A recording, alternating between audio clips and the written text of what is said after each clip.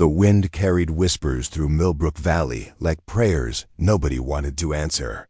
Margaret Hayes pulled her threadbare shawl tighter around her shoulders as she walked the dusty road past Henderson's General Store, past the whitewashed church with its judgmental bell tower, past the rows of houses where lamplight flickered behind curtains drawn tight against her presence.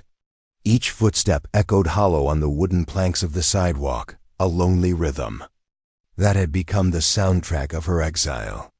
Before we jump back in, tell us where you're tuning in from, and if this story touches you, make sure you're subscribed because tomorrow I've saved something extra special for you. 3 years had passed since the last funeral. 3 small graves in Millbrook Cemetery marked the short lives of babies who never drew breath long enough to hear their mother's lullabies. Each loss had carved deeper lines into Margaret's face, etched sorrow into her green eyes until they resembled winter ponds frozen over with grief. The town had watched her suffer, had counted her losses like inventory, and somewhere between the second and third tiny coffin, they had decided she was marked by something darker than mere misfortune. Cursed, they whispered behind gloved hands at Sunday service. Bad luck follows that woman like shadow follows daylight. The blacksmith's wife crossed herself whenever Margaret passed. The mayor's daughter told stories of how babies cried when Margaret looked at them, how milk soured in her presence, how even the cemetery grass grew sparse above those 3 small mounds.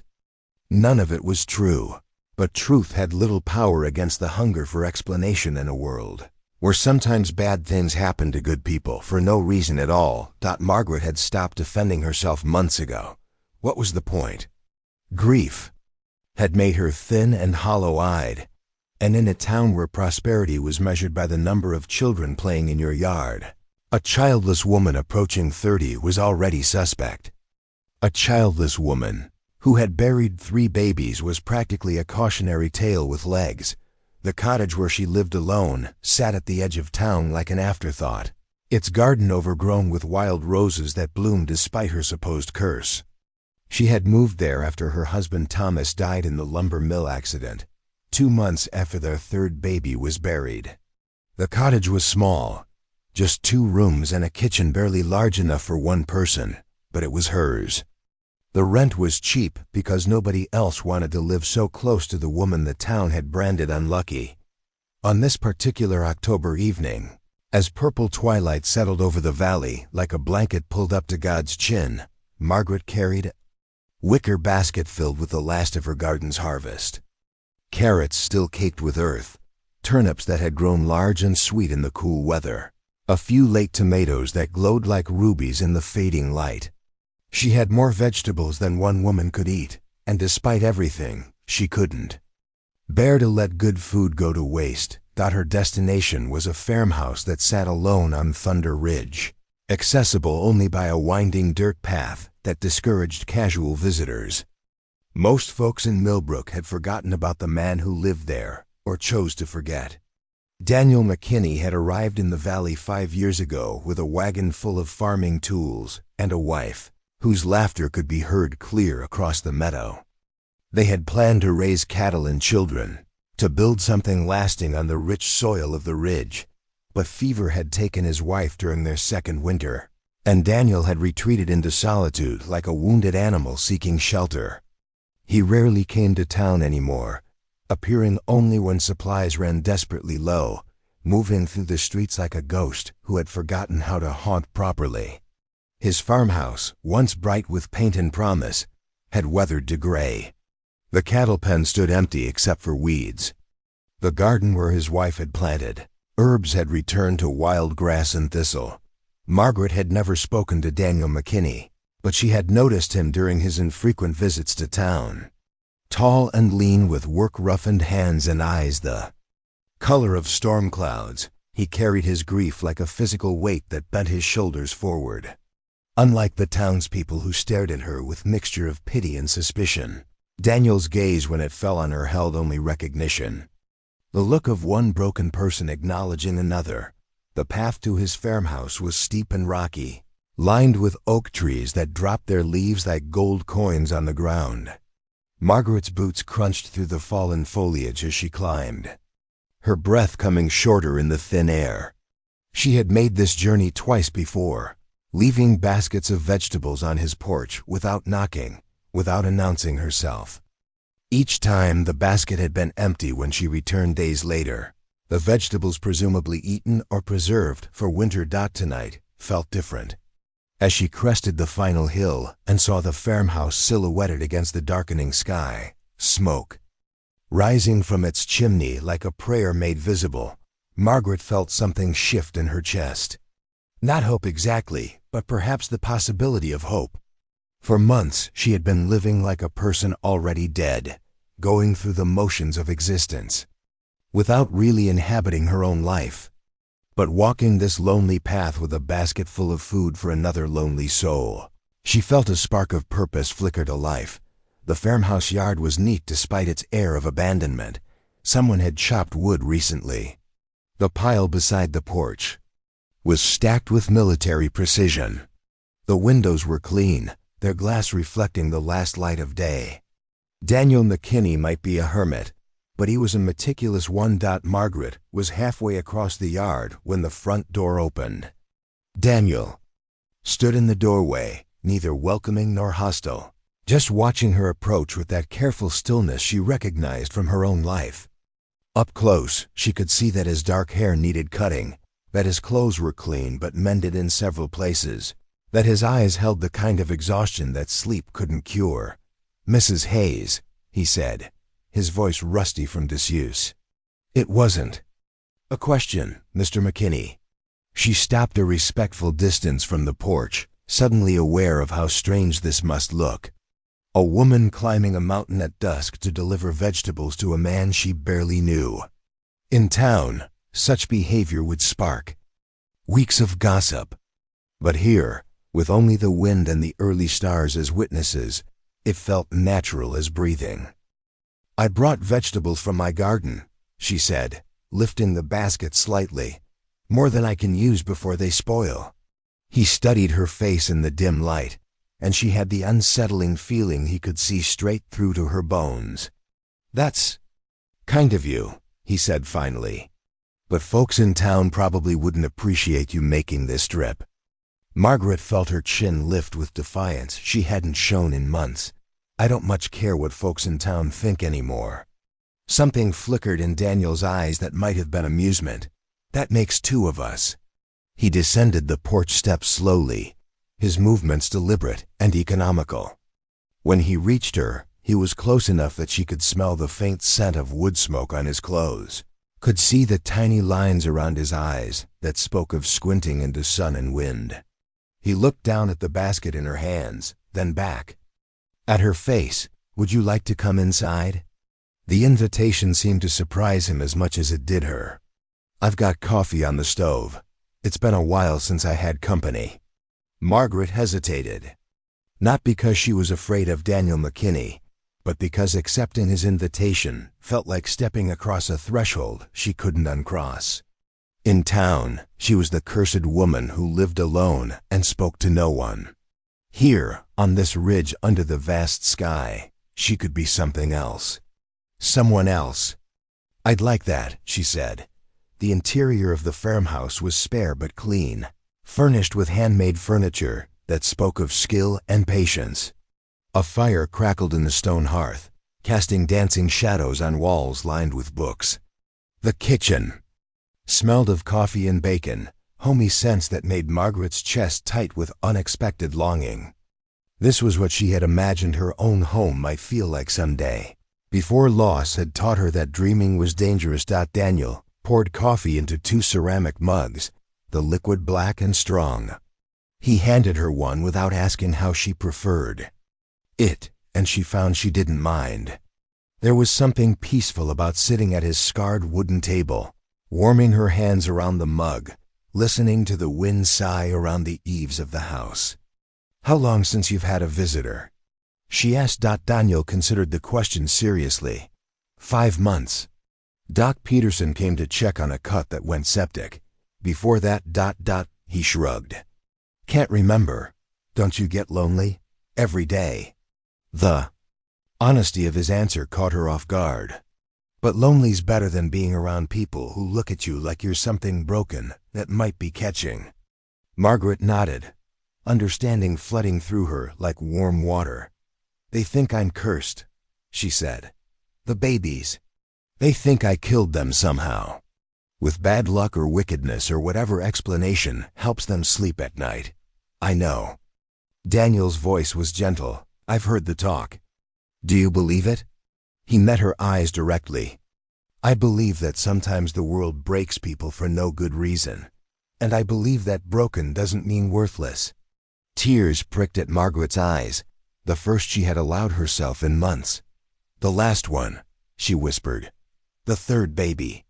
She lived for almost a week. Long enough for me to name her, to hope maybe this time. But her little heart just wasn't strong enough. Daniel reached across the table and covered her hand with his. His palm was warm and calloused, solid and real. What did you name her? Rose. After the wild roses that grow by my cottage. They bloom even when nobody tends them. Rose is a strong name. They sat in comfortable silence while the fire crackled and the coffee grew cold in their cups. Outside, night settled over the valley. Like a benediction. Margaret felt something inside her chest that had been clenched tight for months begin to loosen, like a fist slowly opening. I should go, she said eventually, though she didn't want to. It's dark, and the path ... Stay. The word came out more forceful than Daniel seemed to intend. He cleared his throat and tried again. I mean, it's not safe walking that path in the dark. There's wolves sometimes, and the rocks are loose. You could take the spare room. Margaret looked at him, this quiet man who lived alone with his grief. And his books and his carefully stacked firewood. In town, such an arrangement would be scandalous. An unmarried woman spending the night in a bachelor's house would be grounds for exile or forced marriage. But Margaret was already exiled, already marked as other. What did she have left to lose? All right, she said. Thank you. The spare room was small but comfortable, with a narrow bed covered by a quilt that had clearly been made by a woman's hands. Daniel's wife, Margaret realized. She wondered if it was strange for him to offer this room to another woman, to hear feminine footsteps in his house again. Preparing and narrating this story took us a lot of time, so if you are enjoying it, subscribe to our channel. It means a lot to us. Now back to the story. As she settled under the quilt, Margaret found herself thinking about the conversation they had shared, about the way Daniel had looked at her without pity or fear. For the first time in years, she had felt seen rather than observed, accepted rather than tolerated. It was a dangerous feeling, hope. But as she listened to the wind in the eaves and the distant call of an owl, Margaret allowed herself to imagine what it might be like to belong somewhere again. In the morning, she would return to her cottage and her careful solitude. But tonight, she was warm and safe and not alone. Tonight, she was simply a woman who had shared coffee and conversation with a man who understood that broken could still be beautiful. Tomorrow would bring its own challenges, its own choices. But for now, Margaret Hayes pulled the quilt up to her chin and let herself drift toward sleep, cradled by the unfamiliar comfort of acceptance. Dawn crept across Thunder Ridge, like a cat testing unfamiliar ground, tentative and golden. Margaret woke to the smell of bacon frying and the sound of someone moving quietly in the kitchen below. For a moment, suspended between sleep and awareness, she forgot where she was. The unfamiliar weight of a different quilt, the particular way morning light slanted through windows that weren't hers, the absence of the usual sounds from her cottage garden. Then memory returned, along with a flutter of uncertainty in her stomach. She had spent the night in Daniel McKinney's house, accepted his hospitality without really thinking through the implications. In the harsh light of morning, her decision seemed reckless, even desperate. What kind of woman climbed a mountain to bring vegetables to a stranger, then stayed overnight in his home? A lonely one, she admitted to herself as she smoothed the quilt and folded it precisely at the foot of the bed. A woman who had forgotten what it felt like to sit across from another human being and share something resembling conversation. When she descended the narrow stairs, Daniel was standing at the cast-iron stove, his back to her as he tended a skillet of eggs. He had changed into clean work clothes, his dark hair damp from washing. The kitchen table was set for two, with thick slices of bread already buttered and waiting beside jars of jam that looked homemade. "Morning," he said without turning around, as if having a woman in his kitchen was the most natural thing in the world. "Hope you're hungry." Margaret approached the table cautiously, still wearing yesterday's dress wrinkled from travel and sleep. "You didn't have to cook for me. Figured you'd need something warm before heading back down the mountain." Daniel transferred eggs from the skillet to 2 plates, movements economical and practiced. "Coffee's fresh." They ate in companionable silence, the morning light growing stronger through the windows that overlooked the valley below. From this height, Millbrook looked small and peaceful, its buildings arranged like a child's toy town among the rolling hills. Margaret could see the church steeple, the main street with its row of shops, even the distant cemetery where 3 small headstones marked her deepest sorrows. "Seems different from up here," she observed, following his gaze. Daniel nodded, chewing. Thoughtfully, distance has a way of changing perspective. Makes problems look smaller. People look like what they really are. Which is what? Just people, scared mostly. Trying to make sense of a world that doesn't always make sense. Margaret considered this as she sipped her coffee, which was stronger and better than anything she made for herself. "Do you ever miss it? Being part of something bigger than yourself?" "Used to think I'd die if I couldn't be around other folks," Daniel admitted. "When Sarah was alive, we had grand plans for this place. Sunday dinners with neighbors, harvest parties, maybe children running around the yard someday." His voice caught slightly on the last word. "Funny how quiet can grow on you, though. How it becomes its own kind of company." "I've never learned to like the quiet," Margaret said. "It's too full of echoes." Daniel studied her face, and she had the feeling he understood exactly what kind of echoes she meant. Baby cries that existed only in memory. The absence of little. Feet pattering across wooden floors. The silence where laughter should have been. "Maybe that's because you've been carrying it alone," he said finally. After breakfast, Daniel insisted on walking her partway down the mountain, claiming he needed to check his fence line anyway. Margaret didn't believe the excuse, but she was grateful for the company. The morning air was crisp and clean, scented with pine and the last wildflowers of autumn. They walked single file along the narrow path, boots crunching through layers of fallen leaves that released the rich smell of earth and decay. "Tell me about your wife," Margaret said when the path widened enough for them to walk side by side. Daniel was quiet for so long she thought he hadn't heard her.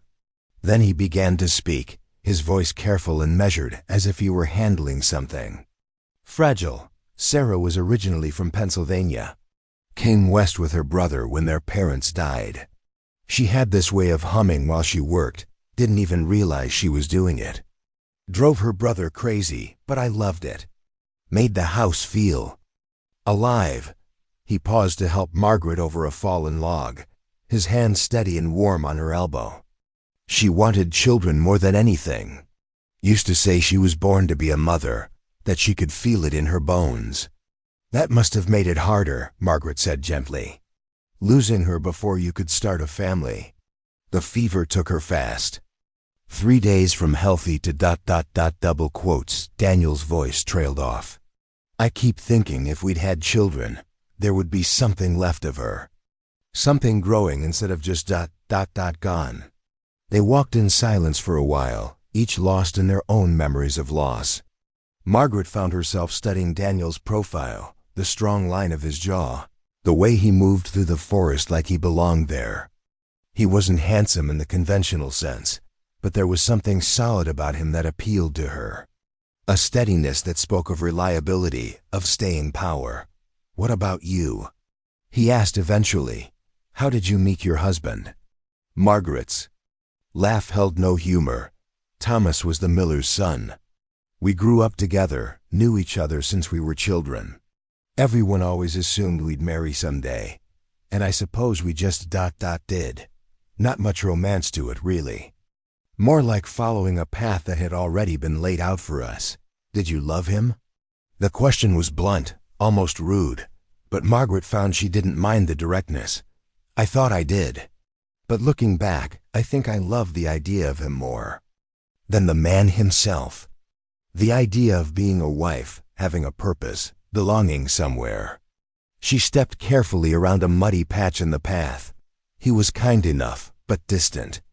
Even when we were in the same room, he felt far away. And when the babies started coming and going, she shrugged. "I think he blamed me, even though he never said so outright. That's a hard burden to carry. The hardest part is that sometimes I blamed myself too. Still do, if I'm honest." 3. "Babies, Daniel. What are the odds that it's just bad luck?"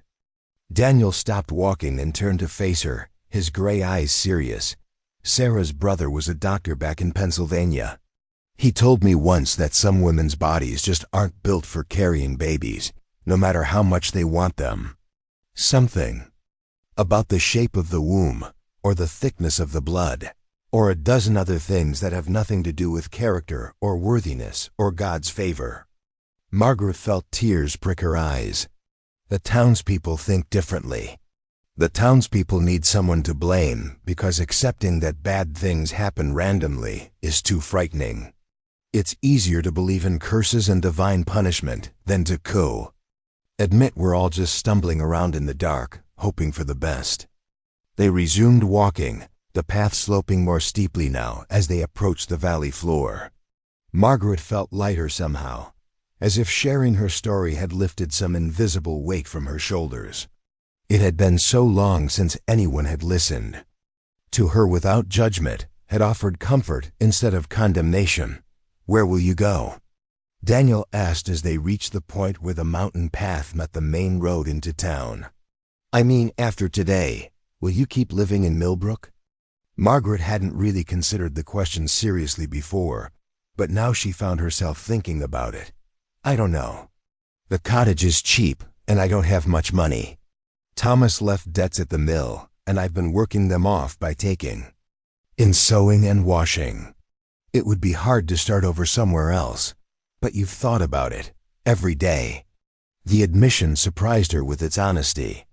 "Every time I walk past the church and see the women cross themselves, every time someone hurries their children to the other side of the street when they see me coming.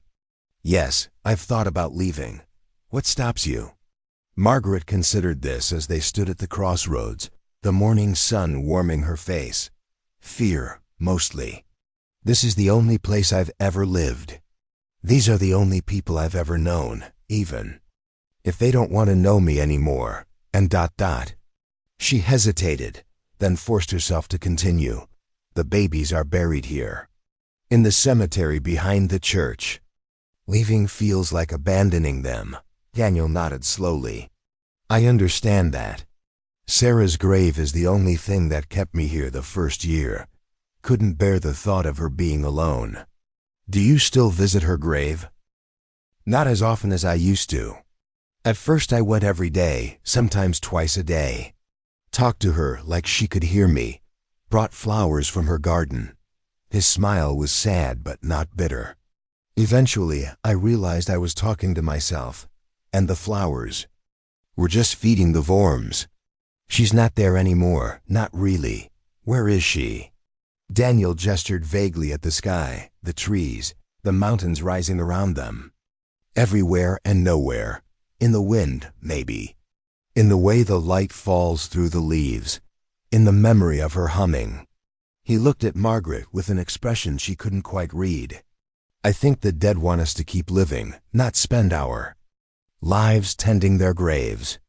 They parted ways at the edge of town, Daniel heading back up the mountain and Margaret walking slowly toward her cottage. But as she unlocked her door and stepped into the familiar gloom of her small home, she found herself thinking about his words, about the possibility of a life that wasn't defined entirely by loss. Over the following weeks, a routine developed between them. Every few days, Margaret would climb the mountain path with some offering from her garden or kitchen: fresh bread, preserved peaches, late-season vegetables that grew despite the approaching winter. Daniel always invited her in for coffee or a meal, and she always accepted. They talked about books, about the changing seasons, about memories that didn't hurt too much to share. Gradually, Margaret began to notice changes in herself. She took more care with her appearance, braiding her auburn hair instead of letting it hang loose and unkempt. She mended her dresses instead of wearing them threadbare. She found herself humming sometimes while she worked in her garden, a habit she'd forgotten she possessed. The townspeople noticed too, though their observations came with typical small-town suspicion. Mrs. Whitmore at the general store commented on Margaret's improved color. The blacksmith's wife mentioned seeing Margaret walking toward the mountain path with suspicious frequency. Reverend Patterson asked pointed questions about how she was spending her time, whether she was seeking proper Christian comfort in her continued affliction. Margaret deflected their inquiries with vague responses about enjoying nature walks and finding peace in solitude. She didn't lie exactly, but she didn't volunteer information either. Her growing friendship with Daniel felt too precious, too fragile to expose to the harsh light of community judgment. One evening in late November, as snow began to dust the peaks of the surrounding mountains, Margaret arrived at Daniel's farmhouse to find him splitting wood in the yard despite the gathering darkness. He worked with methodical intensity, the axe rising and falling in a steady rhythm that spoke of either deep concentration or suppressed emotion. "You'll work yourself to death in this cold," she called as she approached. Daniel paused, leaning on the axe handle as he caught his breath. His face was flushed from exertion, steam rising from his shoulders in the frigid air. "Had to do something with my hands. Been thinking too much today." "About what?" He gestured toward the house. "Found some of Sarah's things in the attic.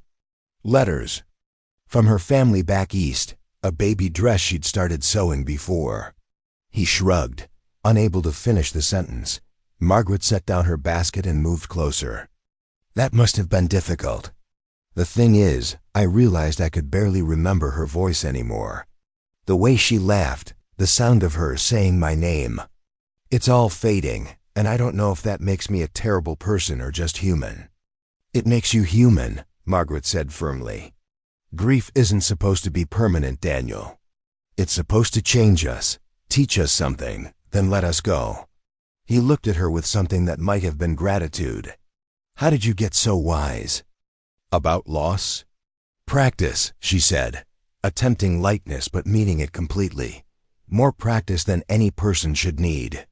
They went inside together, and Daniel built up the fire while Margaret unpacked her basket. She had brought venison stew that had been simmering all day, biscuits still warm from the oven, and a jar of honey from the last beekeeper willing to sell to her. As they ate, Margaret found herself studying Daniel's face in the firelight, noting the way his expression had relaxed, how the tension in his shoulders had eased. "I've been thinking," she said during a lull in conversation. "Dangerous habit," Margaret smiled. "I've been thinking about what you said, about the dead wanting us to keep living, about how distance changes perspective. And I think maybe I've been looking at my life all wrong. Instead of seeing it as something that's been taken from me, maybe I should see it as something that's waiting to be built." Daniel set down his spoon and gave her his full attention. "What kind of building did you have in mind?" Margaret felt heat rise in her cheeks, but she pressed on. "I don't know exactly. Something different from what I had before. Something chosen. Instead of just accepted." She met his eyes directly. "Something that feels like hope instead of just endurance." The silence that followed wasn't uncomfortable, but it was charged with possibility. Outside, the wind picked up, rattling the windows and sending snow swirling past the glass. Inside, the fire crackled and settled, and two people who had learned to live with loneliness began to imagine what it might be like to live with something else. Instead, winter settled over Millbrook Valley like a judge's gavel, final and unforgiving. The first heavy snowfall arrived on a Tuesday morning in December, blanketing the town in pristine white that would soon turn to slush and mud under the weight of wagon wheels and boot prints. Margaret stood at her cottage window, watching the flakes dance past the glass, and felt her heart sink. Snow meant fewer trips up the mountain. Snow meant isolation would tighten around her once again, like a noose she'd temporarily forgotten she was wearing. She hadn't seen Daniel in 4 days, not since the storm clouds began gathering on the horizon. The path to Thunder Ridge would be treacherous now, possibly impassable until the next thaw. Already she missed their conversations, the way he listened without judgment, the comfortable silences that had replaced the crushing loneliness she'd grown accustomed to carrying. Sharp knock at her door interrupted her brooding. Margaret frowned, pulling her shawl closer as she crossed the small room. Visitors were rare enough on good days. In weather like this, they were practically unheard of. She opened the door to find Reverend Patterson standing on her threshold, his black coat dusted with snow and his pale eyes glinting with purpose. "Mrs. Hayes," he said, removing his hat with exaggerated courtesy. "Might I come in? I believe we have matters to discuss." Margaret's stomach dropped, but she stepped aside to let him enter. Reverend Patterson was a thin man with soft hands and a voice like honey poured over broken glass. He had presided over all 3 of her baby's funerals, offering platitudes about God's mysterious ways while his congregation whispered about divine punishment behind their prayer books. "Tea?" Margaret offered, more from ingrained politeness than any desire to extend his visit. "That would be kind." Patterson settled himself in her only good chair, his gaze taking inventory of the modest room. His eyes lingered on the fresh flowers Margaret had placed on her table, the last chrysanthemums from her garden, brought inside before the frost. Could claim them. As Margaret prepared the tea, she could feel the Reverend's attention like a weight between her shoulder blades. When she finally sat across from him, steaming cups between them on the scarred wooden table, his expression had arranged itself into what he probably thought was paternal concern. "You've been missed at Sunday services lately," he began, stirring sugar into his tea with deliberate precision. "I've been unwell," Margaret lied smoothly. In truth, she'd stopped attending church weeks ago, tired of the sidelong glances and whispered prayers for her cursed soul. "Ah," Patterson's smile was thin as paper. "Nothing serious, I hope. Nothing that would require extended absences from town." Heat flashed through Margaret's chest. So this was how it would begin, not with accusations, but with gentle probing. The kind of careful questioning that could trap the unwary into confession. "Just a lingering cough," she said. "Nothing worth troubling the congregation about." "How thoughtful of you to consider others' welfare." The Reverend sipped his tea, studying her face over the rim of his cup. "Though I must say, for someone suffering from illness, you look remarkably restored. There's color in your cheeks, brightness in your eyes, almost as if you've found some new source of vitality." Margaret kept her expression carefully neutral. "Fresh air and rest can work wonders." "Indeed they can. And where, might I ask, have you been taking this restorative fresh air?" "Mrs. Whitmore mentioned seeing you walking toward the mountain paths quite frequently. Unusual choice for an ailing woman, wouldn't you say?" The trap was closing, but Margaret had learned something about steel from her months of solitude. "I find peace in nature, Reverend." "Surely that's not incompatible with Christian faith." Patterson's laugh was dry as autumn leaves. "Peace, yes. But there are different kinds of peace, Mrs. Hayes. The peace that comes from proper Christian fellowship, and the peace that comes from less appropriate associations." "I'm afraid I don't understand your meaning, don't you?" The Reverend leaned forward, his pale eyes boring into hers. Perhaps I should speak more plainly. There are concerns in our community about your recent behavior. Questions about where you've been spending your time, and with whom. Margaret's heart hammered against her ribs, but she forced herself to remain still. Questions from whom? From those who care about your spiritual welfare. Mrs. Harrison saw you climbing the ridge path with a basket last week.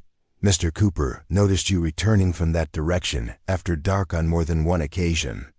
And old Mrs. Bentley swears she saw smoke from McKinney's chimney at all hours, as if he suddenly had reason to keep his house warm for ... company. The last word dripped with insinuation, and Margaret felt her temper flare. Since when is visiting a neighbor a matter for church discipline? When that neighbor is a man living alone, and you are a woman of questionable reputation. Patterson's voice hardened. Come now, Mrs. Hayes. 3 dead babies, a husband who died under mysterious circumstances, and now you're consorting with another widow's husband. The pattern speaks for itself. Margaret stood so abruptly her chair scraped against the floor. How dare you suggest that Thomas's death was anything but an accident? And Daniel McKinney is not a widow's husband, he's a widower, like hundreds of other men who've lost their wives to fever or childbirth or simple misfortune. Ah, Daniel now, is it? Patterson's smile was triumphant. How quickly we moved to first names. Tell me, Mrs. Hayes, exactly what kind of visiting have you been doing with Mr. McKinney? The kind that involves conversation and shared meals, nothing more. Margaret's voice shook with suppressed fury. Though I fail to see how that's any business of yours or anyone else's. Everything in this community is my business when it concerns the moral welfare of my flock. The Reverend stood as well, his thin frame somehow managing to loom despite Margaret's defiant posture. You are a woman alone, Mrs. Hayes, vulnerable to temptation, susceptible to poor judgment. It's my duty to guide you away from paths that lead to sin and scandal. The only scandal here is your willingness to assume the worst about people who've done nothing wrong. Patterson's eyes glittered with something that might have been satisfaction. Then you admit there is something to assume? Some relationship that requires defending? Margaret realized she'd been maneuvered into exactly the position he wanted forced. To either deny her friendship with Daniel or validate the community's suspicions about its nature. Either choice would be a betrayal, either of Daniel or of herself. I admit nothing except that I found companionship with someone who doesn't treat me like a plague carrier, she said finally. If that offends your sensibilities, perhaps you should examine why Christian charity seems to be in such short supply in your congregation. The Reverend's face flushed red above his white collar. Pride goeth before a fall, Mrs. Hayes, and you, I fear, have a very long way to fall indeed. After he left, Margaret stood in her suddenly cold cottage and trembled with anger and fear. In equal measure, she understood now that her friendship with Daniel hadn't gone unnoticed, that the town's collective suspicion had been building like storm clouds while she remained blissfully unaware. Worse, she realized that their questions about her character would inevitably extend to his, dragging him into whatever judgment they decided to render. The next morning brought a thaw that turned the snow to muddy slush and made the mountain path treacherous but passable. Margaret climbed it anyway, driven by an urgent need to warn Daniel about what was coming. She found him in his barn, mending harness leather by lamplight, his movements sure and economical, despite the early hour. Margaret? He looked up in surprise as she entered, noting her mud-splattered skirts and the anxiety written across her face. What's wrong? She told him about Reverend Patterson's visit, about the questions and insinuations, about the way the conversation had felt like a snare closing around both of them. Daniel listened without interruption, his expression growing darker with each revelation. I should have expected this, he said when she finished. Should have known they wouldn't let you be happy without making it their business. It's not just about me anymore, Daniel. They're watching you too now. If we keep meeting like this, they'll find ways to make trouble for both of us. Daniel set down the leather he'd been working on and gave her his full attention. What kind of trouble? Margaret wrapped her arms around herself, suddenly cold despite the warmth of the barn. I don't know exactly. But Reverend Patterson has influence in this town, and he's decided I'm a corrupting influence. If he convinces the congregation that our friendship is improper ... they could make life very difficult for you. How? Refuse to sell you supplies, spread stories about your character, make it impossible for you to do business anywhere in the valley. Margaret's voice dropped to a whisper. They could drive you out, Daniel. Force you to leave just like they're trying to force me to disappear. Daniel stood and crossed the small space between them, stopping close enough that she could see the flecks of gold in his gray eyes. Is that what you think I should do? Disappear to make things easier for everyone? I think you should protect yourself. You have a farm here, a life. I'm just a woman with nothing left to lose. You're not nothing. His voice was fierce almost. Angry. And you're sure as hell not something I'd trade away to keep the peace with a bunch of gossips and hypocrites. Margaret felt tears prick her eyes. You don't understand what they're capable of. They've already decided I'm cursed, that I bring bad luck wherever I go. If they turn that same judgment on you, then they'll learn that I'm not as easy to run off as they might think. Daniel reached out and touched her face gently, his thumb brushing away a tear she hadn't realized had fallen. I spent 2 years hiding up here, letting grief eat me alive because it seemed easier than facing the world. But these last few months, talking with you, sharing meals and stories, and just ... being around another person who understands what loss feels like. I won't give that up because some small-minded people can't mind their own business. But what if they're right? The words tumbled out before Margaret could stop them. What if I really am cursed? What if being around me brings you nothing but trouble and heartache? Daniel was quiet for a long moment, studying her face in the flickering lamplight. When he spoke, his voice was gentle but absolutely certain. Margaret, I've been living with heartache for 3 years. Real heartache, the kind that makes you forget why breathing matters. And in all that time, the only moments I've felt anything like peace have been the ones I've spent with you. She started to protest, but he continued. Before she could speak, if you're cursed, then it's the strangest curse I've ever heard of. Because since you started coming here, I've remembered how to laugh. I've started taking care of myself again, instead of just existing. I've begun to think that maybe Sarah's death doesn't have to be the end of my story. His hand was still on her face, warm and steady. If that's a curse, then I'll take it gladly. Margaret leaned into his touch, feeling something deep in her chest shift and settle. The town won't see it that way. I don't care what the town sees. They'll make our lives miserable. They can try. Margaret looked into his eyes and saw no doubt there, no reservation or fear. Just quiet determination and something else that made her breath catch in her throat. Daniel ... I know, he said softly. I know this is complicated, and I know the timing isn't ideal. But I also know that I care about you more than I've cared about anything in years. And I'll be damned if I let a bunch of self-righteous busybodies decide who I can and can't have in my life. Before Margaret could respond, the sound of voices outside the barn made them both freeze. Daniel moved to the window and peered through a gap in the boards, his face hardening at whatever he saw. 3 men on horseback, he said quietly. Don't recognize them, but they're not local. Too well dressed, and their horses are too good for farmers or tradesmen.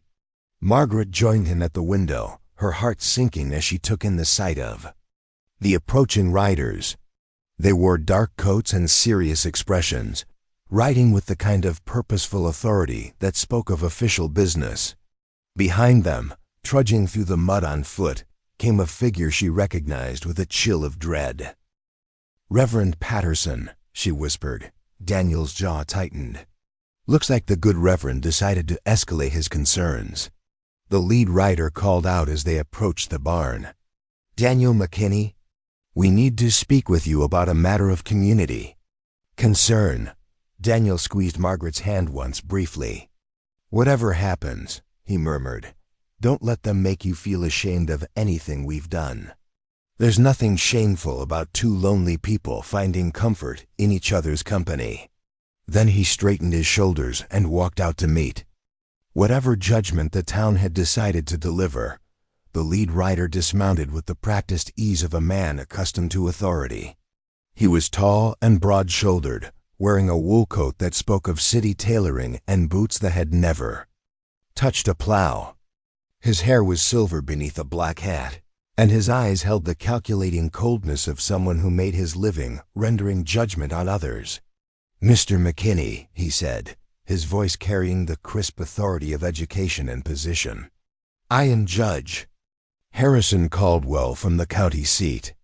These gentlemen are my associates, Mr. Bartholomew and Mr. Finch." He gestured to the two men flanking him, both of whom remained mounted and watchful. "We've come on a matter of considerable urgency regarding your domestic arrangements." Daniel stepped forward, his posture straight but not aggressive. "I'm afraid I don't understand your meaning, Judge. My domestic arrangements are my own affair. Under normal circumstances, certainly." Caldwell's smile was thin and devoid of warmth. "However, when those arrangements involve a woman of questionable moral character, and when such arrangements become a source of scandal and concern for the God-fearing citizens of this community, they cease to be private matters." Reverend Patterson had finally reached the barn, breathing heavily from his uphill trek through the mud. His pale face was flushed with exertion and righteous indignation as he pointed an accusing finger toward the barn where Margaret remained hidden. "She's in there," Patterson panted. "The Hayes woman. Just as I told you, Your Honor. Meeting with him in secret, spending nights under his roof, carrying on in a manner that would shame any decent Christian woman." Judge Caldwell's eyebrows rose slightly.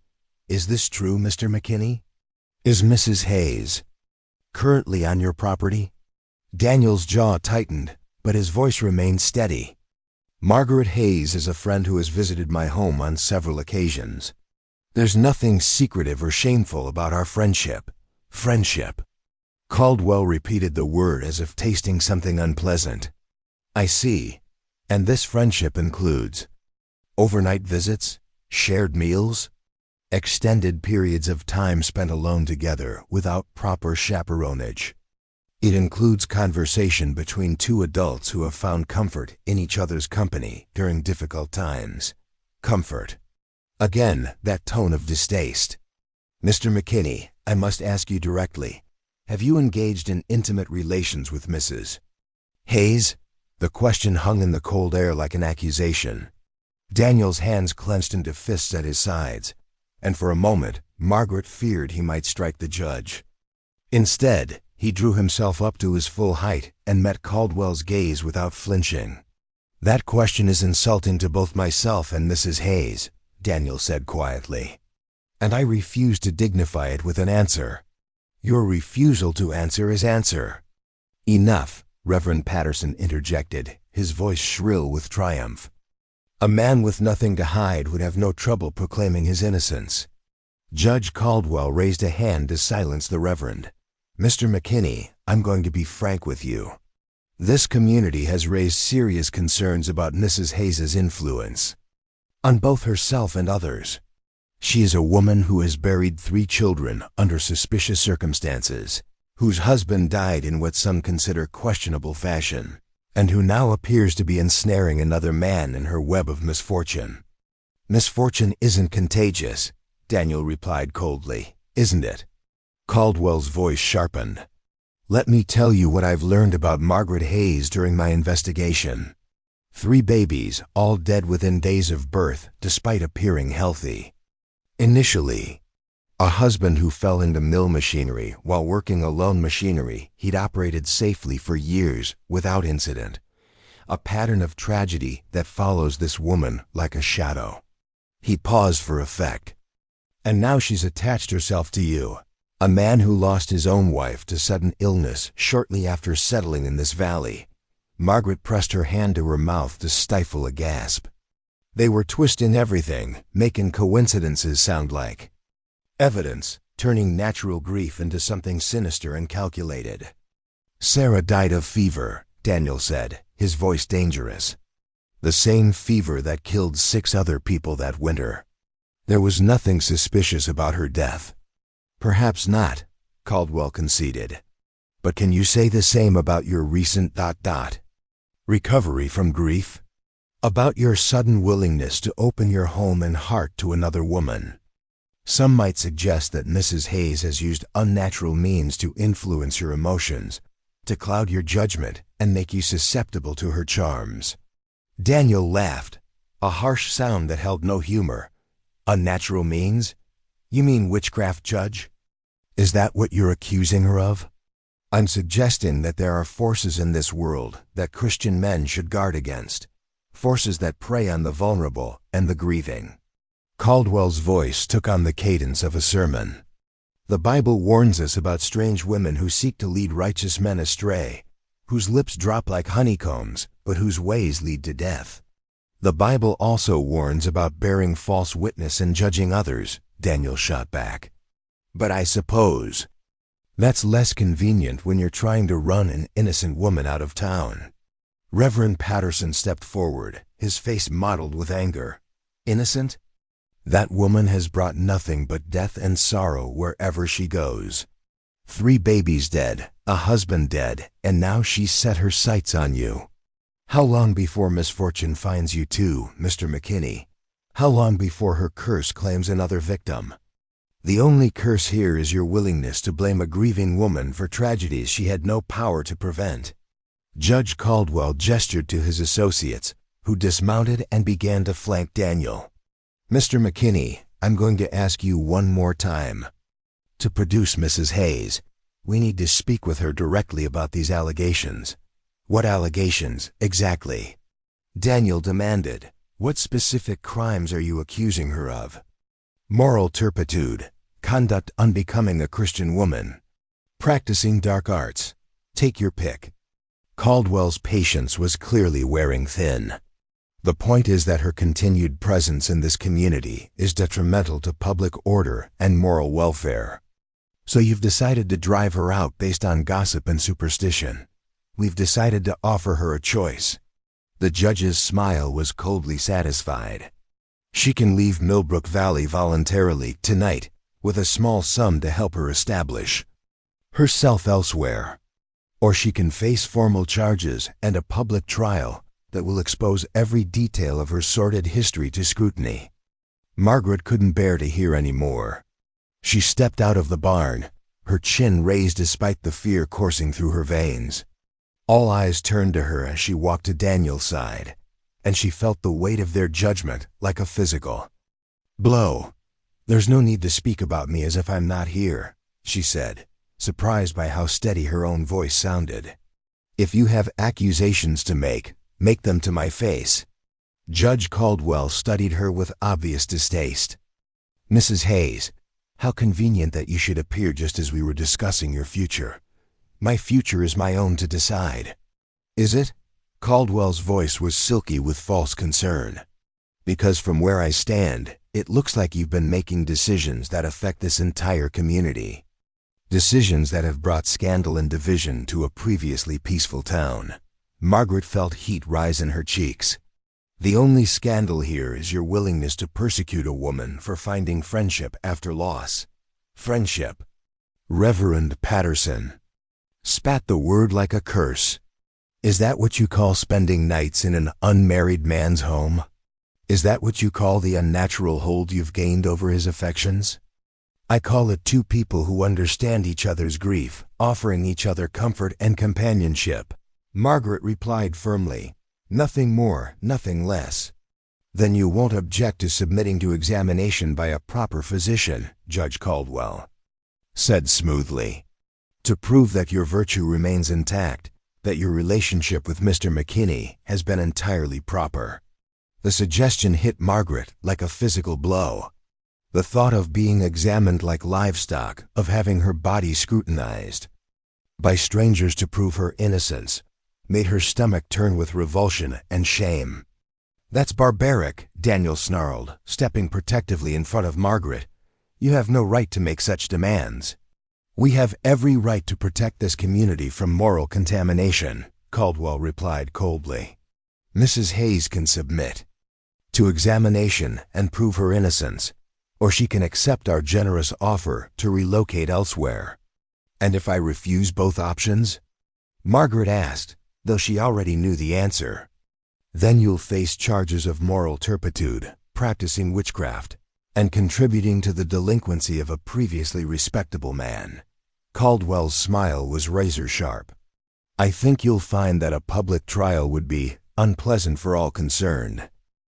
Margaret felt the trap closing around her. They had constructed their accusations carefully, making them impossible to disprove and humiliating to defend against. Even if she submitted to their degrading examination and proved her physical virtue, they could still claim she had used supernatural means to influence Daniel. Even if she agreed to leave town, they would have won by driving her away from the first place she'd felt anything like happiness in years. "You're asking me to choose between my dignity and my freedom," she said quietly. "I'm offering you a chance to salvage what remains of your reputation and start fresh somewhere else," Caldwell corrected. "Many women in your position would be grateful for such mercy." "Mercy?" Daniel's voice was low and dangerous. "You call extortion mercy? I call it practical justice, Mr. McKinney.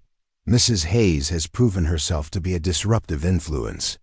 Rather than allowing that disruption to continue, we're offering her a clean exit." Margaret looked at Daniel, seeing the fury and helplessness warring in his gray eyes. She knew he would fight for her if she asked him to, would stand against the entire town to protect her. But she also knew what such a fight would cost him. He would lose his farm, his livelihood, his place in the community. He would be marked as a fool at best, a dangerous rebel at worst. "How long do I have to decide?" she asked. "Until tomorrow at sunset," Caldwell replied. "After that, the offer expires and we proceed with formal charges." The judge remounted his horse with fluid grace, his associates following suit. As they prepared to leave, Caldwell turned back to address Daniel directly. "Mr. McKinney, I hope you'll use the time remaining to consider your own position carefully. You're a man of property and standing in this community. Don't throw that away for a woman who brings nothing but trouble wherever she goes." After they rode away, leaving only muddy hoofprints and the lingering scent of expensive tobacco, Margaret and Daniel stood in silence. The weight of impossible choices settled between them like a stone. "I have to leave," Margaret said finally. "No." Daniel's voice was fierce. "We'll fight this. We'll expose their lies, show the community what kind of men they really are, and lose everything in the process." Margaret turned to face him, memorizing the strong lines of his face, the warmth in his eyes that had become her anchor in a world gone mad. "Daniel, they've planned this carefully. Even if we could prove their accusations false, they've already poisoned the town against me. I'll never be welcome here. Then we'll go somewhere else. Together." The simple words hung between them, carrying the weight of everything unsaid. Margaret felt her heart break and soar simultaneously, torn between hope and despair. "You can't ask me to let you sacrifice everything for me," she whispered. "I'm not asking. I'm telling you that I won't let them drive you away." Daniel took her hands in his calloused palms warm against her cold fingers. "Margaret, I love you. I should have said it sooner, should have made my intentions clear from the beginning. But I love you, and I won't let you face this alone." Tears spilled down Margaret's cheeks as she absorbed words she'd never thought to hear again. "I love you too," she said. "Which is exactly why I can't let you destroy your life for mine. My life was already destroyed. You're the one who helped me build it back." Margaret closed her eyes, feeling the weight of decision crushing down on her. Tomorrow at sunset, she would have to choose between her own happiness and Daniel's future. But tonight, for just a few more hours, she could pretend. There might be another way. "Hold me," she whispered. Daniel wrapped his arms around her, and Margaret buried her face against his chest, breathing in the scent of wood smoke and wool that had become home to her. Tomorrow would bring impossible choices and heartbreaking farewells. But tonight, she was exactly where she belonged. Dawn came gray and bitter, seeping through the windows of Daniel's farmhouse like an unwelcome reminder of the impossible day ahead. Margaret had spent the night in his spare room again, but sleep had eluded her completely. Instead, she'd lain awake listening to the wind rattle the shutters and thinking about all the ways her life could end before sunset. She found Daniel in the kitchen, staring into a cup of coffee that had long since grown cold. His dark hair stuck up at odd angles, and the shadows under his eyes spoke of a night as sleepless as her own. When he looked up at her entrance, she saw a man aged by hours of wrestling with problems that had no good solutions. "Any brilliant revelations during the night?" she asked, attempting lightness but hearing the strain in her own voice. Daniel's smile was tired but genuine. "Just one.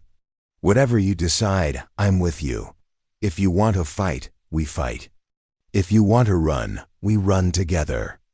If you want to stand here and tell Judge Caldwell exactly what he can do with his ultimatum, I'll hand you the megaphone." Margaret poured herself coffee from the pot on the stove, using the familiar ritual to steady her nerves. "And if I decide the best thing I can do for both of us is disappear, then you'll have to tie me up and leave me behind, because I'm not letting you face whatever comes next alone." The fierce certainty in his voice made her chest tight with emotion. "Daniel, be practical. You have a life here, a future.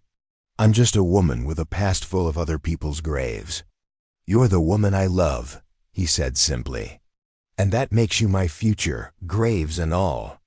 Before Margaret could respond, the sound of approaching horses made them both freeze. Through the kitchen window, she could see riders coming up the mountain path, not the official party from yesterday, but townspeople she recognized. Her heart sank as she counted them. Mrs. Whitmore from the general store, Dr. Benjamin Foster, the blacksmith Ellis Crawford and his wife Ruth, and surprisingly, old Mrs. Bentley, who rarely left her house anymore. "What do you think they want?" Margaret whispered. Daniel moved to the window for a better look. "Only one way to find out." He touched her shoulder gently. "Stay inside until I see what this is about." But Margaret shook her head. "No more hiding. Whatever they've come to say, they can say it to both of us." They walked out onto the porch together, presenting a united front to whatever judgment the town had decided to deliver. Dr. Foster, a man in his 60s with kind eyes and steady hands that had delivered half the babies in Millbrook Valley, dismounted first. His expression was serious but not unkind as he approached. "Daniel, Mrs. Hayes." He nodded to each of them in turn. "We've come to speak with you about yesterday's proceedings.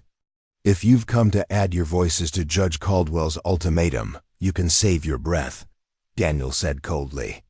"Actually," Mrs. Whitmore interjected, climbing down from her side saddle, with surprising agility for a woman of 60, "we've come to apologize." Margaret blinked in shock. Of all the things she'd expected to hear this morning, an apology from the town gossips wasn't among them. Dr. Foster cleared his throat. "After yesterday's confrontation, some of us started asking questions. Hard questions about Judge Caldwell and his associates, about exactly who had requested their investigation and why." "What did you find?" Daniel asked warily. Ellis Crawford, a bear of a man with hands like ham hocks and a surprisingly gentle voice, spoke up. "Found out that Judge Caldwell ain't even from this county. He's from 3 counties over, and he's got no jurisdiction here whatsoever." Margaret felt a spark of hope flicker in her chest. "Then he can't legally force me to do anything." "That's right," Dr. Foster confirmed. "But more importantly, we discovered who's been paying him to make these accusations." His face darkened with anger. "Reverend Patterson has a cousin who owns property down in the valley. Property he's been trying to sell for months without success." "I don't understand," Margaret said. That Mrs. Whitmore's expression was grim. "The cousin believes that having a cursed woman living nearby is driving down property values. He's been pressuring Patterson to find a way to get rid of you, and Patterson saw an opportunity when your friendship with Daniel became public knowledge." The pieces clicked into place with sickening clarity. Margaret's persecution wasn't about morality or community standards. It was about money and property values. She'd been marked for exile because her supposed curse was bad for business. "There's more," Dr. Foster continued. "We did some checking on those 3 babies you lost, Margaret. I wasn't the attending physician for any of them. Dr. Henley was still practicing then, but his records are still in my office." Margaret's breath caught. "What did you find?" "All 3 babies showed signs of what we now call blue baby syndrome, a heart defect that prevents proper blood circulation. It's hereditary, passed down through bloodlines, and it's almost always fatal." Dr. Foster's voice was gentle but firm. "There was nothing you could have done to prevent their deaths, and nothing you did that caused them. It was a simple, tragic medical fact." Tears spilled down Margaret's cheeks as 3 years of self-blame and guilt began to crack and crumble. "You're certain?" "Absolutely certain. And any doctor worth his diploma would have told you the same thing if you'd asked." Dr. Foster's expression darkened. "The fact that no one ever explained this to you, that you were allowed to believe you were somehow responsible, is a failure of this entire community." Old Mrs. Bentley, who had remained silent until now, spoke up in her quavering but determined voice. "Child, I've lived in this valley for 73 years. I've seen enough death to know that sometimes it just comes, no reason, no sense to it. But I've also seen enough life to know love when I see it." She gestured between Margaret and Daniel. "What you 2 have found together isn't cursed, it's blessed." Margaret was crying openly now, overwhelmed by the unexpected support and the relief of finally understanding that her baby's deaths hadn't been her fault.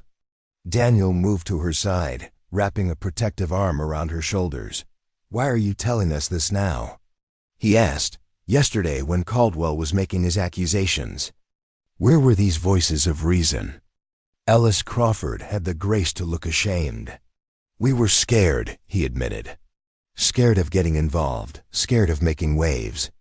It's easier to let someone else be the scapegoat than to stand up and say what's right. But last night, my Ruth had words with me," the blacksmith continued, glancing at his wife, who nodded firmly. "She reminded me that we watched Margaret bury 3 babies and never once offered her comfort or explanation. We let her carry that grief alone, let her believe she was somehow cursed, because it was easier than facing our own failures. Mrs. Crawford stepped forward, her face flushed with emotion. "Margaret, I lost 2 babies myself, years ago. Stillborn, both of them. I know what that grief feels like, how it eats at you from the inside. I should have reached out to you, should have shared what I knew about loss. Instead, I let you suffer alone because I was afraid of reopening my own wounds. We all failed.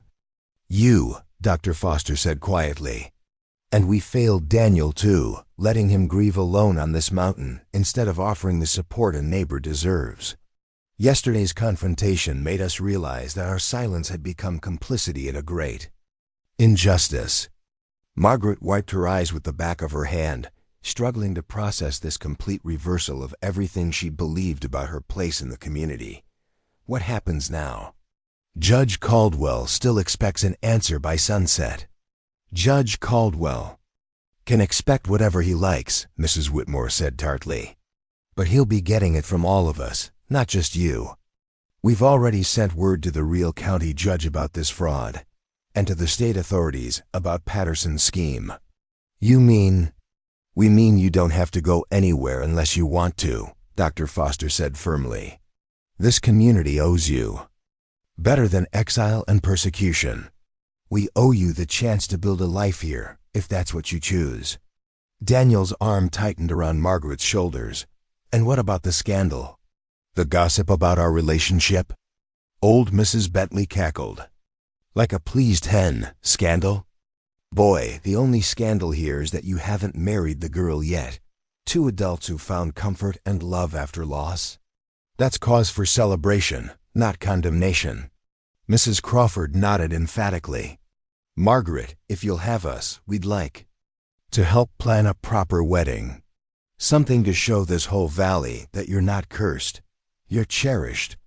Margaret looked around at the faces surrounding her, seeing acceptance where she'd expected judgment, support where she'd anticipated persecution.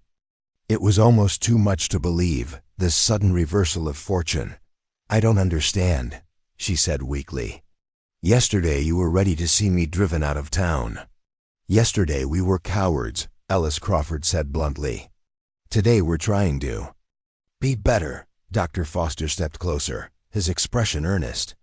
Margaret, I want you to know that if you decide to try for children again, I'll be there to help. There are things we can do now, precautions we can take. The heart defect that took your babies, it's not a guarantee that any future children would be affected.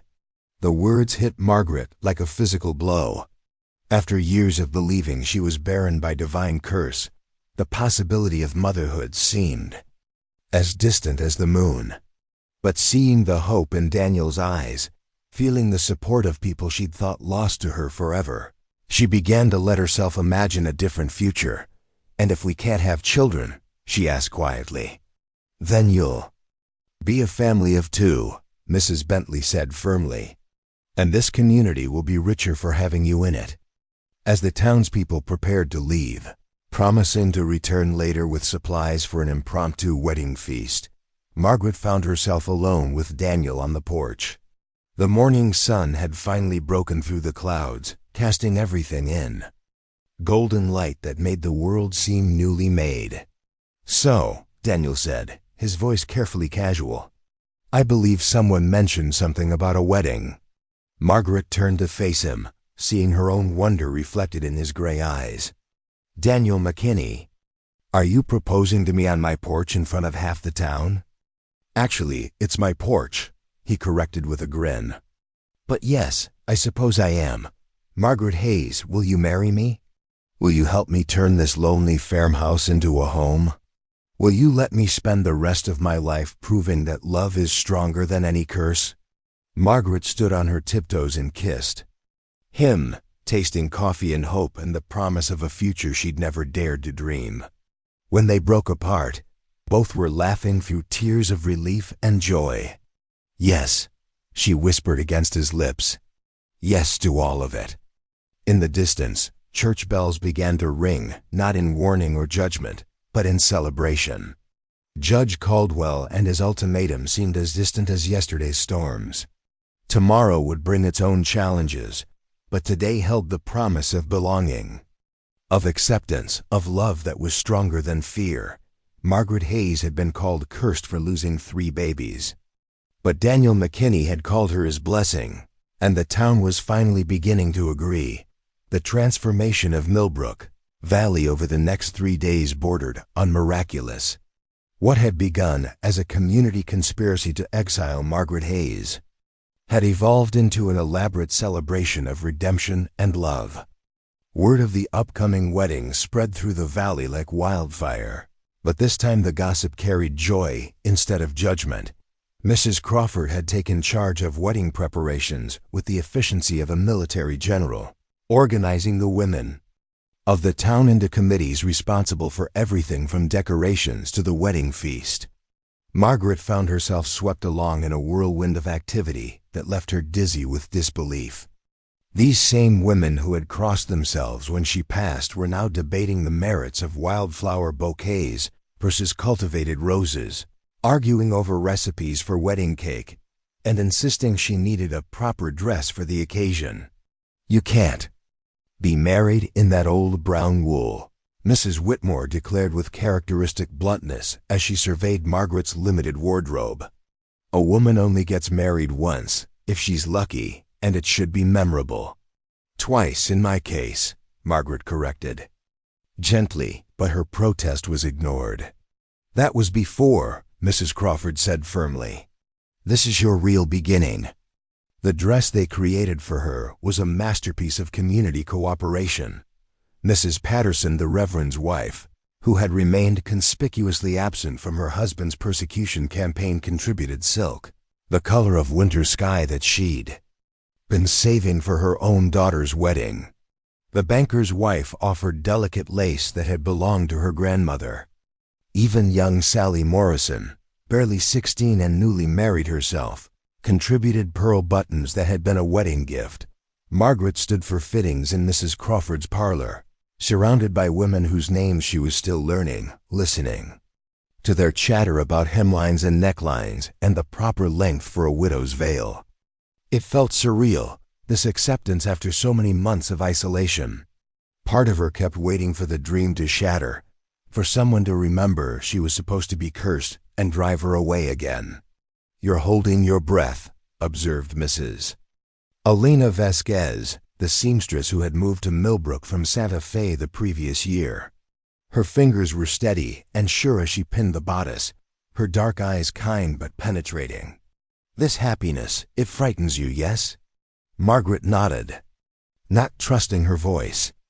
"I understand this fear," Elena continued, her slight accent making the words musical.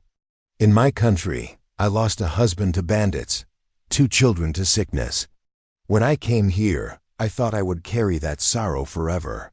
But grief, it is not a house you must live in forever. Sometimes it is just a bridge you cross to reach something better. What if I'm not worthy of something better?" Margaret whispered. The room fell silent, all the women stopping their work to look at her. Mrs. Crawford was the first to speak, her voice gentle but firm. "Child, worthiness isn't earned by suffering. It's not a prize you win by enduring enough. Pain." She set down her needle and took Margaret's hands in her weathered ones. "You're worthy of love and happiness simply because you exist, because you've survived, because you've kept your heart open despite everything that tried to close it." Dr. Foster's wife, a quiet woman named Catherine, whom Margaret had barely spoken to before this week, added her own voice to the chorus of support. "Margaret, I watched you at those funeral services. 3 times I watched you bury a child, and 3 times I saw you comfort other mothers who were crying for your loss. Even in your deepest grief, you thought of others. If that's not worthiness, I don't know what is." Meanwhile, the men of the town were transforming the church itself under Daniel's somewhat bewildered supervision. Ellis Crawford had appointed himself master carpenter, directing the construction of flower arches and additional seating for what promised to be the largest wedding Millbrook Valley had seen in years. Even men who had never spoken to Daniel before appeared with tools and materials, eager to contribute to what had become a community project.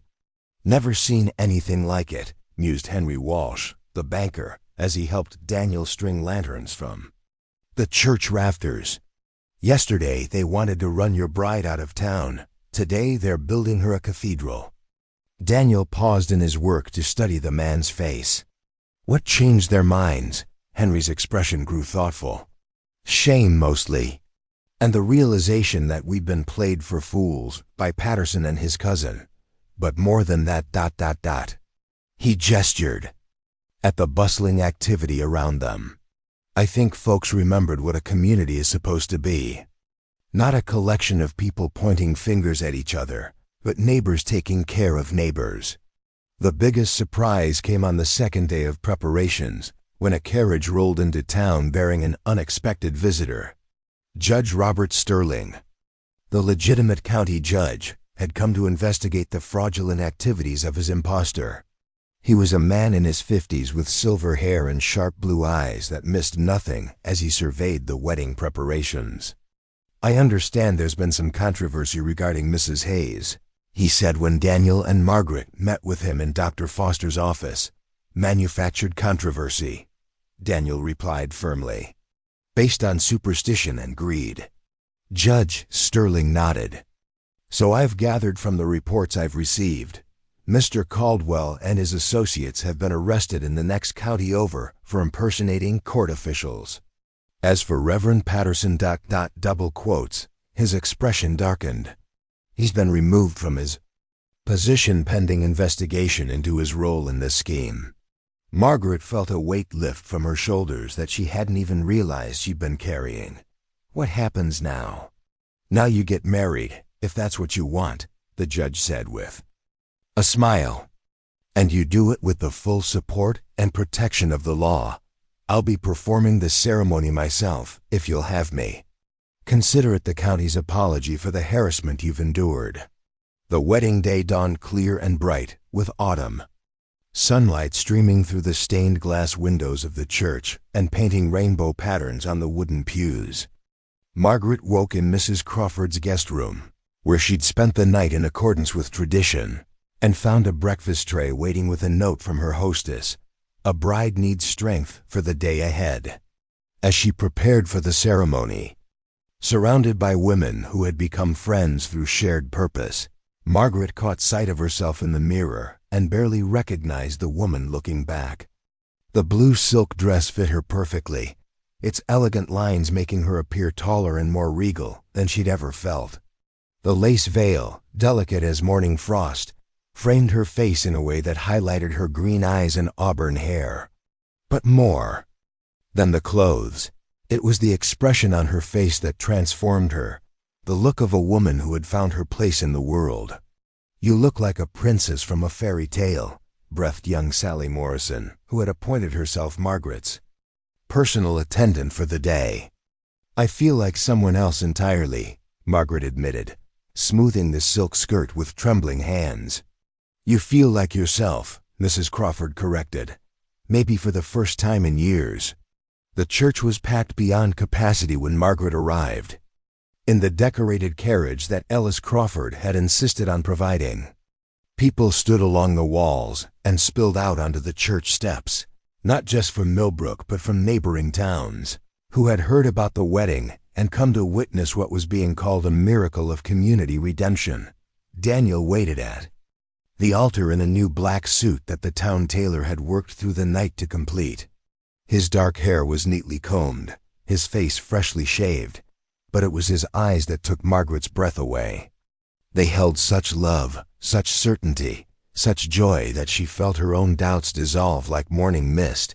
Judge Sterling had indeed come to perform the ceremony, his official presence lending gravity and legitimacy to the proceedings. But before the formal vows began, he addressed the congregation with words that would be remembered long after the celebration ended. We gather today not just to witness a wedding, but to acknowledge a great wrong that has been righted, he said, his voice carrying to every corner of the packed church. This community allowed fear and superstition to cloud their judgment, permitted innocent grief to be twisted into accusations of wrongdoing. But they have also shown the courage to admit their error and make amends. He turned to Margaret and Daniel, standing hand in hand before the altar. Margaret Hayes has been cursed for losing 3 children to a medical condition beyond her control. Today, we declare that the only curse here was the curse of ignorance and prejudice. Daniel McKinney has been accused of poor judgment for offering love and companionship to a grieving woman. Today, we celebrate his wisdom in recognizing a blessing when he saw one. The vows themselves were simple but profound. Margaret spoke of finding hope when she had given up believing in second chances, of discovering that love could grow even in soil watered with tears. Daniel promised to stand by her through whatever sorrows or joys the future might bring, to build a life together based on truth and acceptance rather than the opinions of others. When Judge Sterling pronounced them husband and wife, the church erupted in applause and cheering that could be heard throughout the valley. Margaret and Daniel kissed as church bells rang out across the mountains, their sound carrying news of celebration to every corner of their small world. The reception that followed was held in the town square, with long tables groaning under the weight of contributed dishes. There was music and dancing, speeches and toasts, children running between the tables with wildflower garlands in their hair. Margaret found herself passed from embrace to embrace, welcomed by people who had shunned her just days before. "I'm sorry," Mrs. Whitmore said simply when she reached Margaret in the receiving line. "I'm sorry we failed you when you needed us most." "I'm sorry too," echoed the banker's wife. "Sorry we let fear make us cruel." One by one, they came to offer their apologies and their welcome. Some wept as they spoke of their own losses, their own fears that had made them quick to judge. Others simply smiled and offered practical gifts, preserves for the winter, quilts for their new home, tools and household goods to help them start fresh. But perhaps the most meaningful moment came when Dr. Foster approached with his wife and their teenage daughter, Anna. "Margaret," he said formally, "I'd like to ask a favor." "Of course." Anna has been reading about nursing, about helping women through childbirth and recovery. She'd like to learn from someone who understands both the medical and emotional aspects of loss. He paused, his eyes kind but serious. "Would you consider mentoring her? Teaching her how to comfort women who face what you've faced?" Margaret looked at the young woman's eager face, seeing in her eyes the same desire to help and heal that had once driven Margaret's own dreams of motherhood. "I'd be honored," she said softly, as the sun began to set over the mountains, casting the celebration in golden light. Margaret and Daniel prepared to leave for their new life together. The farmhouse on Thunder Ridge had been transformed by willing hands into a proper home, cleaned and repaired, stocked with supplies, decorated with flowers and wedding gifts. "Ready to go home, Mrs. McKinney?" Daniel asked, offering his arm. As they approached the carriage that would carry them back up the mountain, Margaret Hayes McKinney, she savored the sound of her new name, looked back at the community that had once rejected her and was now sending her off with love and blessing.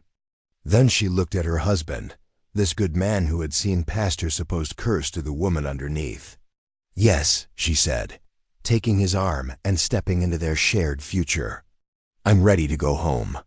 As their carriage rolled through the streets of Millbrook and began the climb toward Thunder Ridge, children ran alongside throwing flower petals, adults called out blessings, and church bells continued their joyful chorus.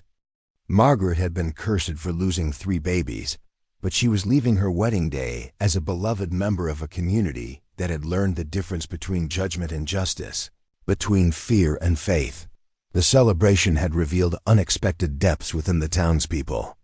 Maria Santos, the Mexican seamstress who had arrived only months before, had contributed delicate embroidery work despite barely speaking English.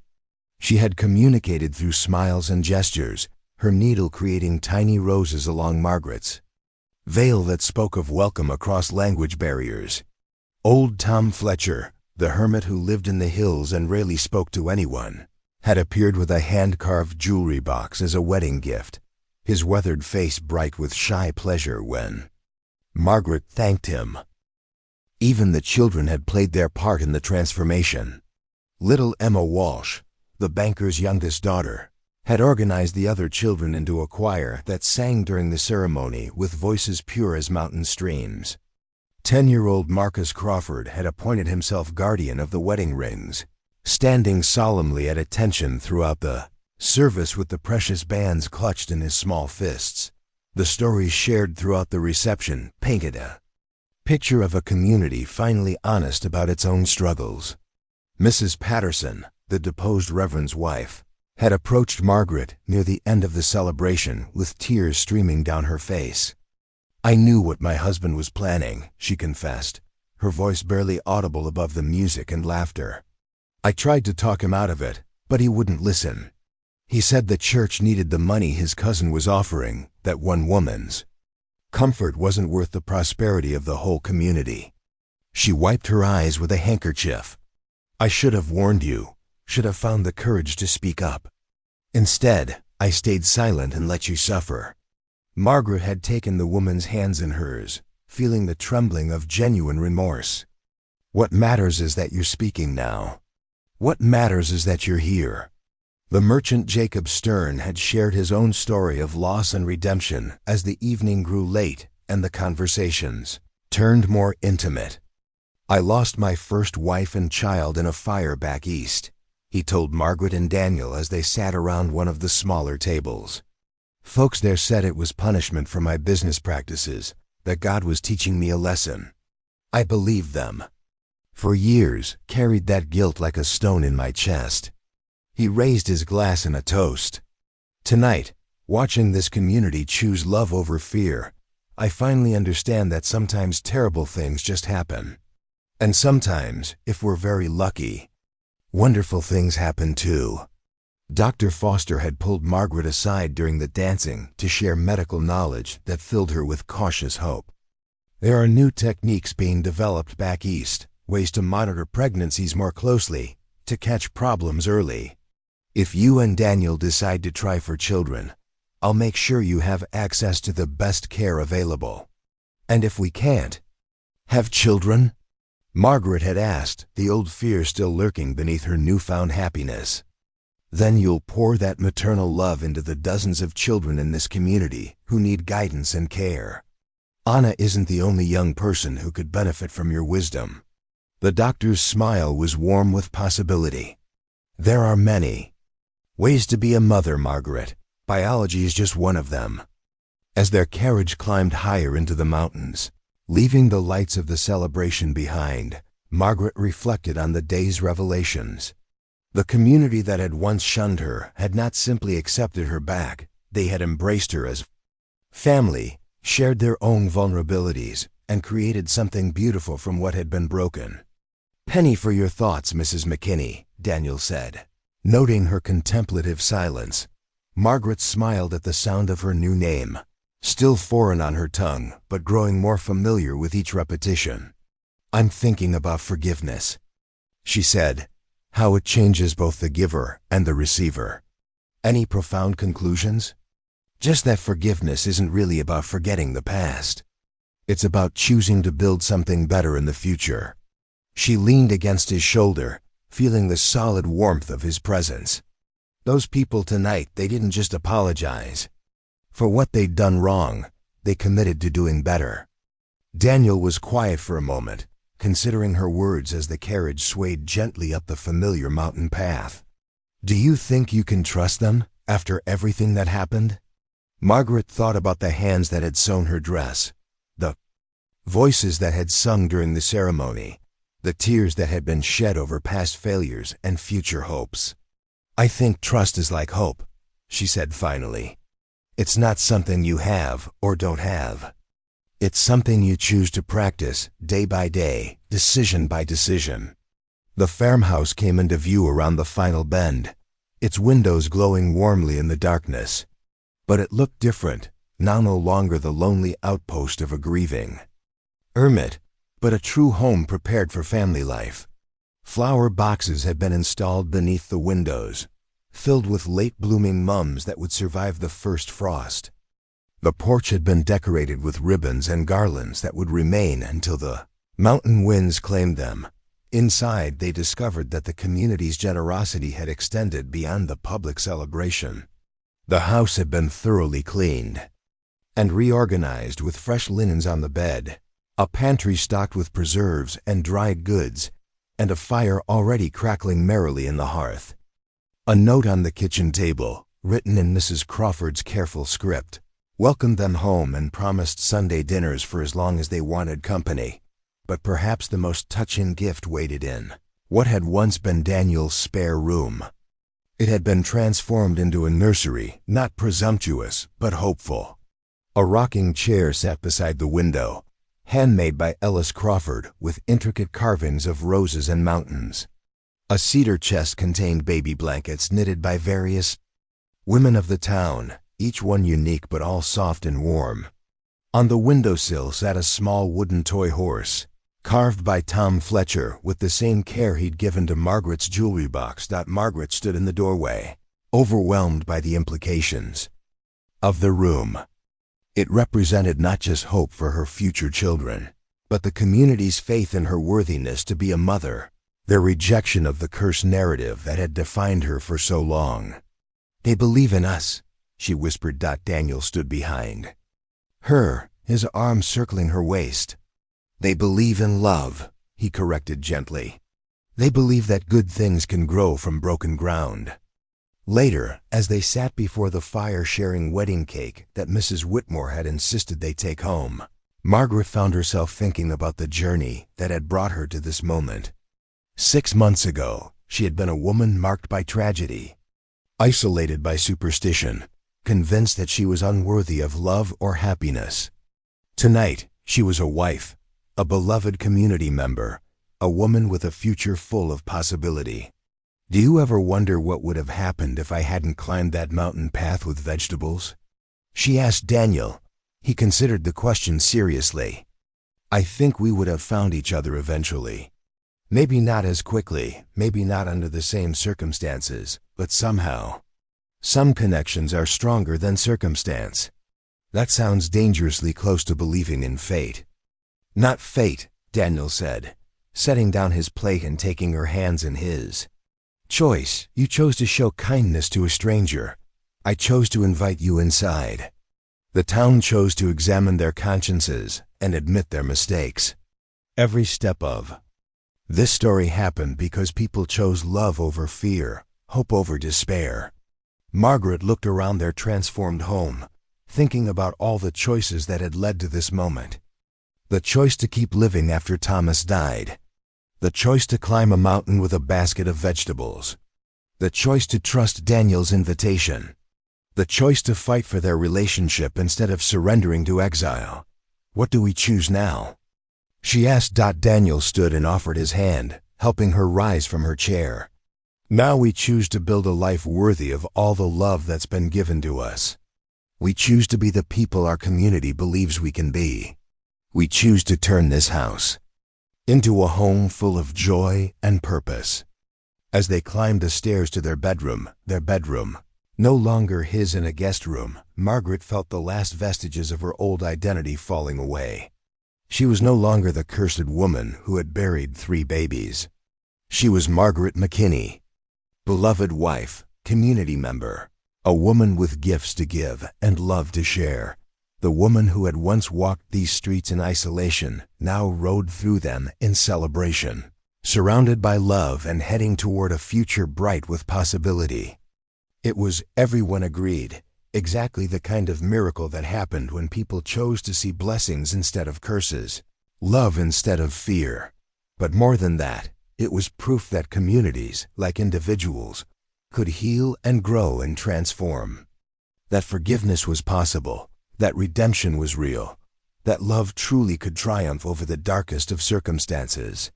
In Millbrook Valley, a woman called Cursed had become a woman called Blessed, and in that transformation, an entire community had found its way back to grace. 2 years later, Margaret McKinney stood in the same mountain meadow where she had once contemplated ending her solitary walks forever, but now she was far from alone. Anna Foster, now 18 and well-trained in the arts of midwifery and healing, knelt beside a laboring woman whose frightened husband paced nearby. 3 other women from the valley sat in a semicircle, offering quiet encouragement and practical wisdom born from their own experiences of childbirth. Margaret had become something she never expected: a healer, a teacher, a beacon of hope for women facing the same fears that had once consumed her. The transformation hadn't happened overnight. It had grown gradually, like the wildflowers that now bloomed in careful abundance around the McKinney farmhouse, tended with patience and love until they created something beautiful from what had once been barren ground.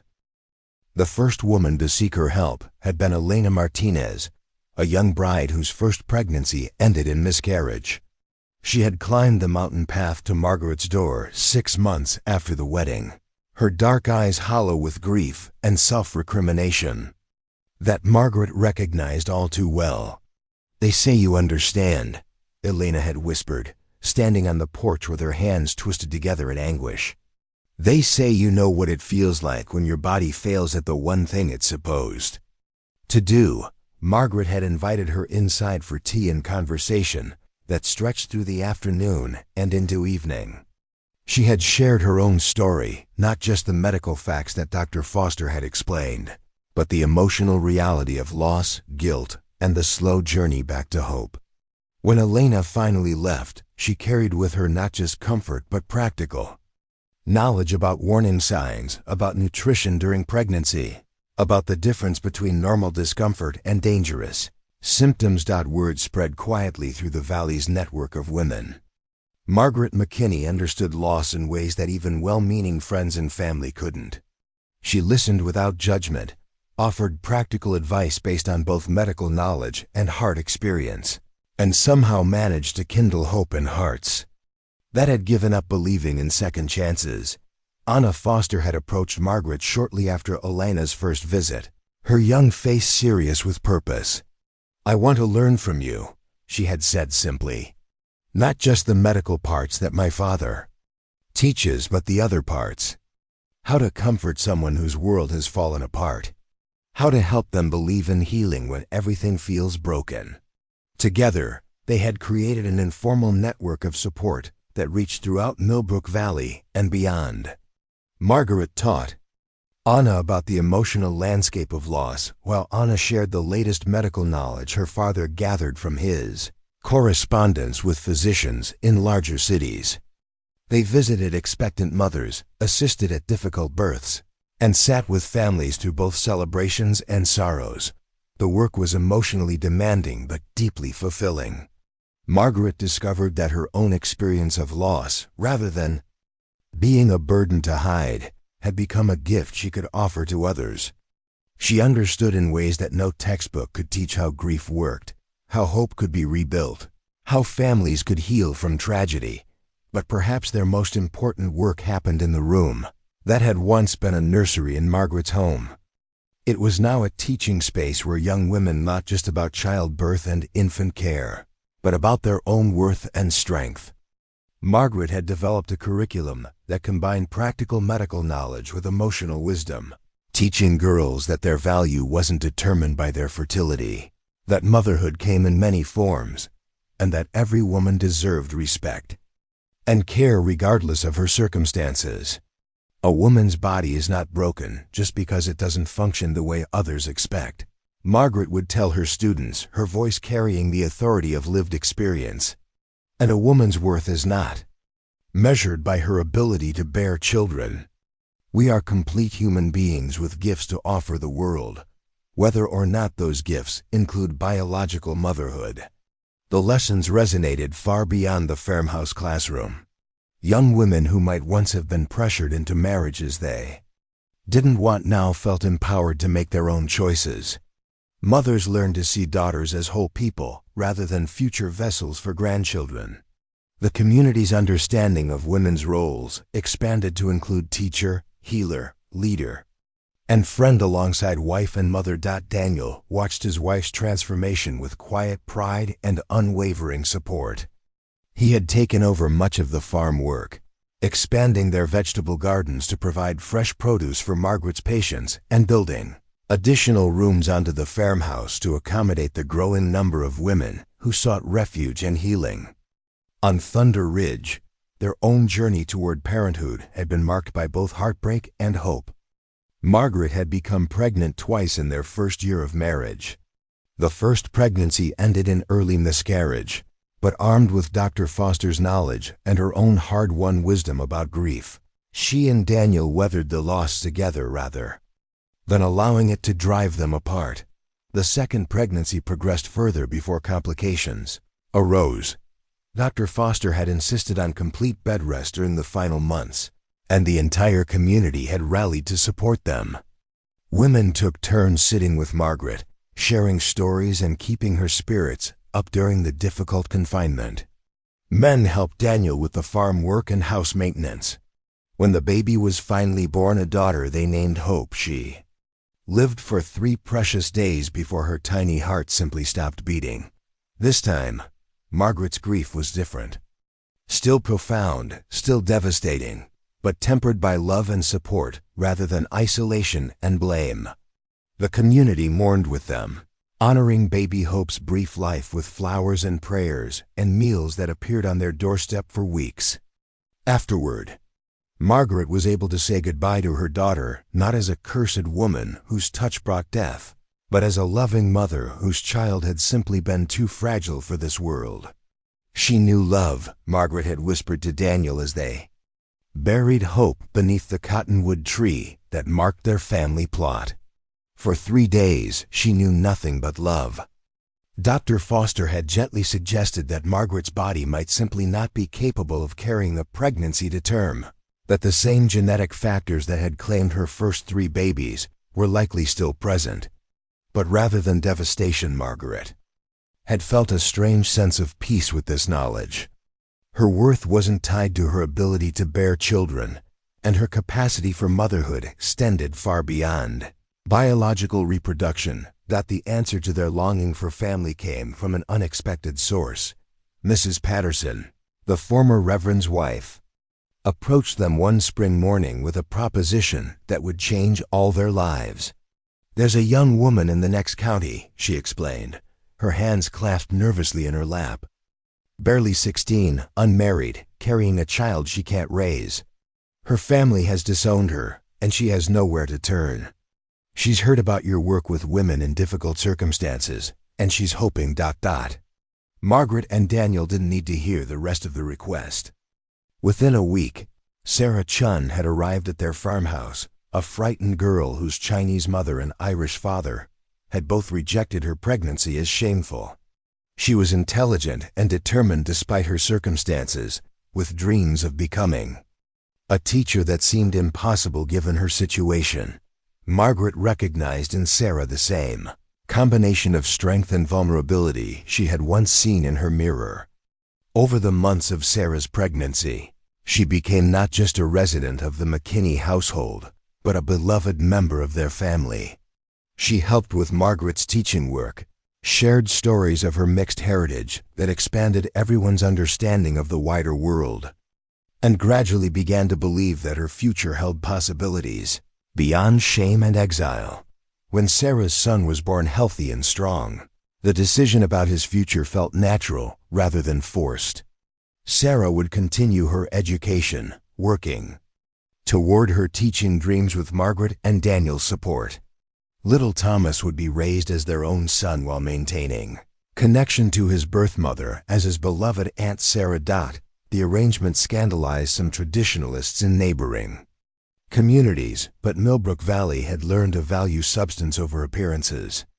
They saw a family formed by love rather than blood, a child who would grow up knowing he was wanted and cherished, and a young woman given the chance to build a life based on her talents rather than her mistakes. Now, as Margaret watched Anna guide another successful birth in the mountain meadow, she reflected on the unexpected paths that had led to this moment. Thomas, now walking and chattering in the mixture of English and Chinese words that Sarah taught him, played contentedly with wooden toys while his birth mother studied textbooks and his adoptive parents worked to bring new life safely into the world. The laboring woman, Jessica Wright, whose first pregnancy had ended in stillbirth the previous year, gave a final push and cried out in triumph as her daughter entered the world squalling and pink with health. Margaret felt her heart swell with joy as Anna efficiently cleaned and examined the baby, her young hands steady with trained competence. "She's perfect," Anna announced, placing the baby in her mother's arms. 10 fingers, 10 toes, and lungs. That worked beautifully. Jessica Wright looked up at Margaret through tears of relief and gratitude. "Thank you," she whispered. "Thank you for helping me believe this was possible." Margaret squeezed the new mother's hand gently. "You did all the work. I just helped you remember how strong you are." As they packed their supplies and prepared for the journey back down the mountain, Margaret felt Sarah fall into step beside her. The young woman was now 19, confident and educated, preparing to take her teaching examination in the county seat the following month. "I've been thinking about names," Sarah said quietly, her hand resting on her slightly rounded belly that held their second child, another pregnancy. Another chance for their unconventional family to grow. Margaret's heart skipped with joy. Sarah had married David Chun, a young man of mixed heritage like herself who worked as a translator for traveling merchants. Their wedding had been a celebration of love transcending cultural boundaries, officiated by Judge Sterling and attended by the entire McKinney extended family. Now they were expecting their first child together, a baby who would grow up alongside Thomas as siblings bound by love rather than blood. "What kind of names?" Margaret asked.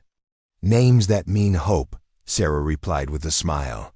"Names that mean blessing. Names that honor the past while looking toward the future." That evening, as the extended family gathered around the dinner table, in the farmhouse that had once echoed with loneliness, Margaret looked around at the faces illuminated by candlelight. Daniel, still her anchor and closest friend, now seasoned by joy as well as sorrow. Anna, no longer the eager teenager who had sought training but a skilled healer in her own right. Sarah and David, young and in love and building dreams together. Thomas, chattering happily in his high chair, unaware that his family was anything unusual. Dr. Foster and his wife had joined them for dinner, along with Mrs. Crawford and several other friends from town. The conversation flowed between medical discussions, community news, and the gentle teasing that marked true friendship. It was exactly the kind of gathering Margaret had once dreamed of hosting, but never believed possible. "I have an announcement," Dr. Foster said as they finished the main course and began passing around one of Mrs. Crawford's famous apple pies. "I've been corresponding with physicians in Boston and New York about establishing a formal midwifery school here in the valley." The table fell silent with attention. Margaret felt her pulse quicken with possibility. "They're impressed with the work you and Anna have been doing," the doctor continued, looking directly at Margaret. "The combination of medical knowledge and emotional support, the focus on women's overall health rather than just obstetric care. They want to send observers, possibly establish an official training program." Anna gasped with excitement. "A real school? With official certification?" "More than that," Dr. Foster smiled. "They want Margaret to head the program, to develop a curriculum that other midwifery schools could adopt. Her approach to treating the whole woman, addressing both physical and emotional needs, is exactly what modern medicine needs." Margaret felt overwhelmed by the magnitude of the opportunity. From a woman once branded as cursed and driven toward exile, she had somehow become someone whose expertise was sought by medical professionals in the largest cities of the country. "What would this mean?" she asked, her voice barely steady. "It would mean that everything you've learned, everything you've developed here, could help women across the nation. Your understanding of loss, your techniques for emotional healing, your methods for building confidence and strength, it could transform how we care for women during the most vulnerable times of their lives." Daniel reached over and took her hand, his eyes shining with pride. "It means you'd be saving lives and healing hearts on a scale you never imagined possible." As the evening wound down and their guests prepared to leave, Margaret stepped onto the porch to breathe in the mountain air and process the day's revelations. The valley spread below her, dotted with lights from homes where families were settling in for the night. Some of those homes held women she had helped through difficult pregnancies. Others housed children she had delivered or families she had comforted through loss. Sarah joined her on the porch, Thomas sleeping peacefully in her arms. "Are you going to accept the offer?" she asked quietly. Margaret considered the question seriously. Accepting would mean travel, speaking engagements, the development of formal curriculum and training materials.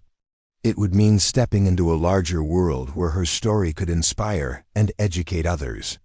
But it would also mean leaving the quiet life she had built on Thunder Ridge, the simple joy of daily work in her own community. "I think I have to," she said finally. "Not because I want the recognition or the title, but because there are women out there who need to know that loss doesn't define them, that their worth isn't measured by their fertility, that healing is possible even after the deepest heartbreak, Sarah nodded. You taught me that. When I arrived here pregnant and ashamed, convinced my life was over before it really began, you showed me that circumstances don't determine destiny, that love can. Create a family in ways that have nothing to do with biology. Margaret looked at this remarkable young woman who had become a daughter, sister, friend, and colleague all at once. You taught me something too, she said softly. You taught me that motherhood isn't just about bearing children, it's about nurturing growth, providing guidance, and creating space for others to become who they're meant to be. As if summoned by their conversation, Daniel appeared in the doorway with David Chin behind him, both men carrying cups of coffee and wearing the satisfied expressions of a good day's work completed. Planning to revolutionize medicine from the front porch? Daniel asked with gentle humor. Just planning to keep being who we are, Margaret replied, stepping into the circle of his arms. And trusting that who we are is enough to make a difference. The stars began to emerge overhead, brilliant points of light in the mountain darkness. Somewhere in the valley below, Jessica Wright was probably nursing her new daughter for the first time, marveling at the miracle of life that had seemed impossible just hours before. Somewhere else, another woman might be lying awake with worry about her own pregnancy, wondering if hope was worth the risk of heartbreak. Tomorrow, Margaret would begin planning for the midwifery school that could change countless lives. She would develop curriculum, correspond with experts, and prepare to share her story with a wider world. But tonight, she was simply a woman surrounded by family on a mountain ridge, grateful for the journey that had brought her from isolation to belonging, from curse to blessing. Margaret Hayes had been called cursed for losing 3 babies. But Margaret McKinney was called blessed for all the lives she had touched, all the hearts she had healed, all the hope she had kindled in places where darkness had once reigned. She was living proof that endings could become beginnings, that wounds could become sources of healing, and that love truly was stronger than any force that tried to divide or destroy. The woman who had once walked empty streets in solitude now stood surrounded by family beneath a canopy of stars, her life a testament to the transformative power of community, compassion, and courage. It was exactly the kind of miracle that happened when people chose to see blessings instead of curses, when they refused to let fear define their future, and when they opened their hearts to the possibility that broken things could be made beautiful. Again, 3 weeks later, Margaret found herself in the parlor of Judge Sterling's home in the county seat, facing a delegation of physicians and educators who had traveled from as far as Philadelphia to meet the woman whose unconventional methods were gaining national attention. The room was formal and intimidating, filled with leather-bound books and stern portraits of distinguished men. But Margaret no longer felt diminished by such displays of authority. Dr. Nathaniel Blackwood from Harvard Medical School was a man accustomed to deference, his silver beard and penetrating gaze designed to intimidate lesser mortals. But when he spoke to Margaret, his tone held genuine respect rather than condescension. "Mrs. McKinney, your reputation precedes you," he said, adjusting his spectacles as he consulted a sheaf of papers. "We've received remarkable reports about your success rates, but more importantly, about your approach to treating what we might call the spiritual aspects of women's health." Margaret straightened in her chair, drawing strength from the memory of every woman she had helped, every life she had touched. Healing isn't just about fixing what's broken in the body, Dr. Blackwood. It's about addressing what's broken in the heart and spirit as well. Precisely. Dr. Elizabeth Hartwell, one of the few female physicians in the country, leaned forward with keen interest. Traditional medical education focuses entirely on anatomy and physiology, but we're beginning to understand that emotional state can significantly impact physical outcomes. The conversation that followed was unlike anything Margaret had ever imagined herself participating in. These learned individuals wanted to understand not just her techniques, but her philosophy. They asked about her methods for building trust with traumatized patients, her strategies for helping women overcome fear and shame, her ways of creating supportive communities around expectant mothers. In Boston, we see women who have access to the finest medical care money can buy, Dr. Hartwell explained. Yet many struggle with complications that seem to have more to do with anxiety and despair than with any physical ailment. Your approach suggests that addressing these emotional factors could dramatically improve outcomes.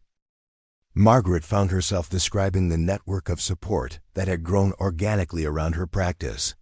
Women who had been helped in the past volunteered to assist with new patients. Mothers who had lost children offered comfort to others facing similar losses. Experienced midwives shared practical knowledge while Margaret provided emotional guidance. It sounds like you've created a model that treats the entire community, not just individual patients, observed Dr. William Gross from Johns Hopkins. This collaborative approach could revolutionize how we think about medical care. Judge Sterling, who had been listening quietly from his position near the window, finally spoke. "Gentlemen, Dr. Hartwell, I've watched this community transform over the past 2 years. When Mrs. McKinney first arrived in our valley, she was viewed as a pariah, blamed for tragedies beyond her control. Today, infant mortality rates in our region are among the lowest in the state, and our women report higher satisfaction with their childbirth experiences than anywhere else in the territory." Dr. Blackwood made careful notes as he spoke. "What do you attribute this improvement to, Judge?" "Hope," Sterling replied simply. "Mrs. McKinney taught our women that they deserved respect, care, and support during the most vulnerable times of their lives.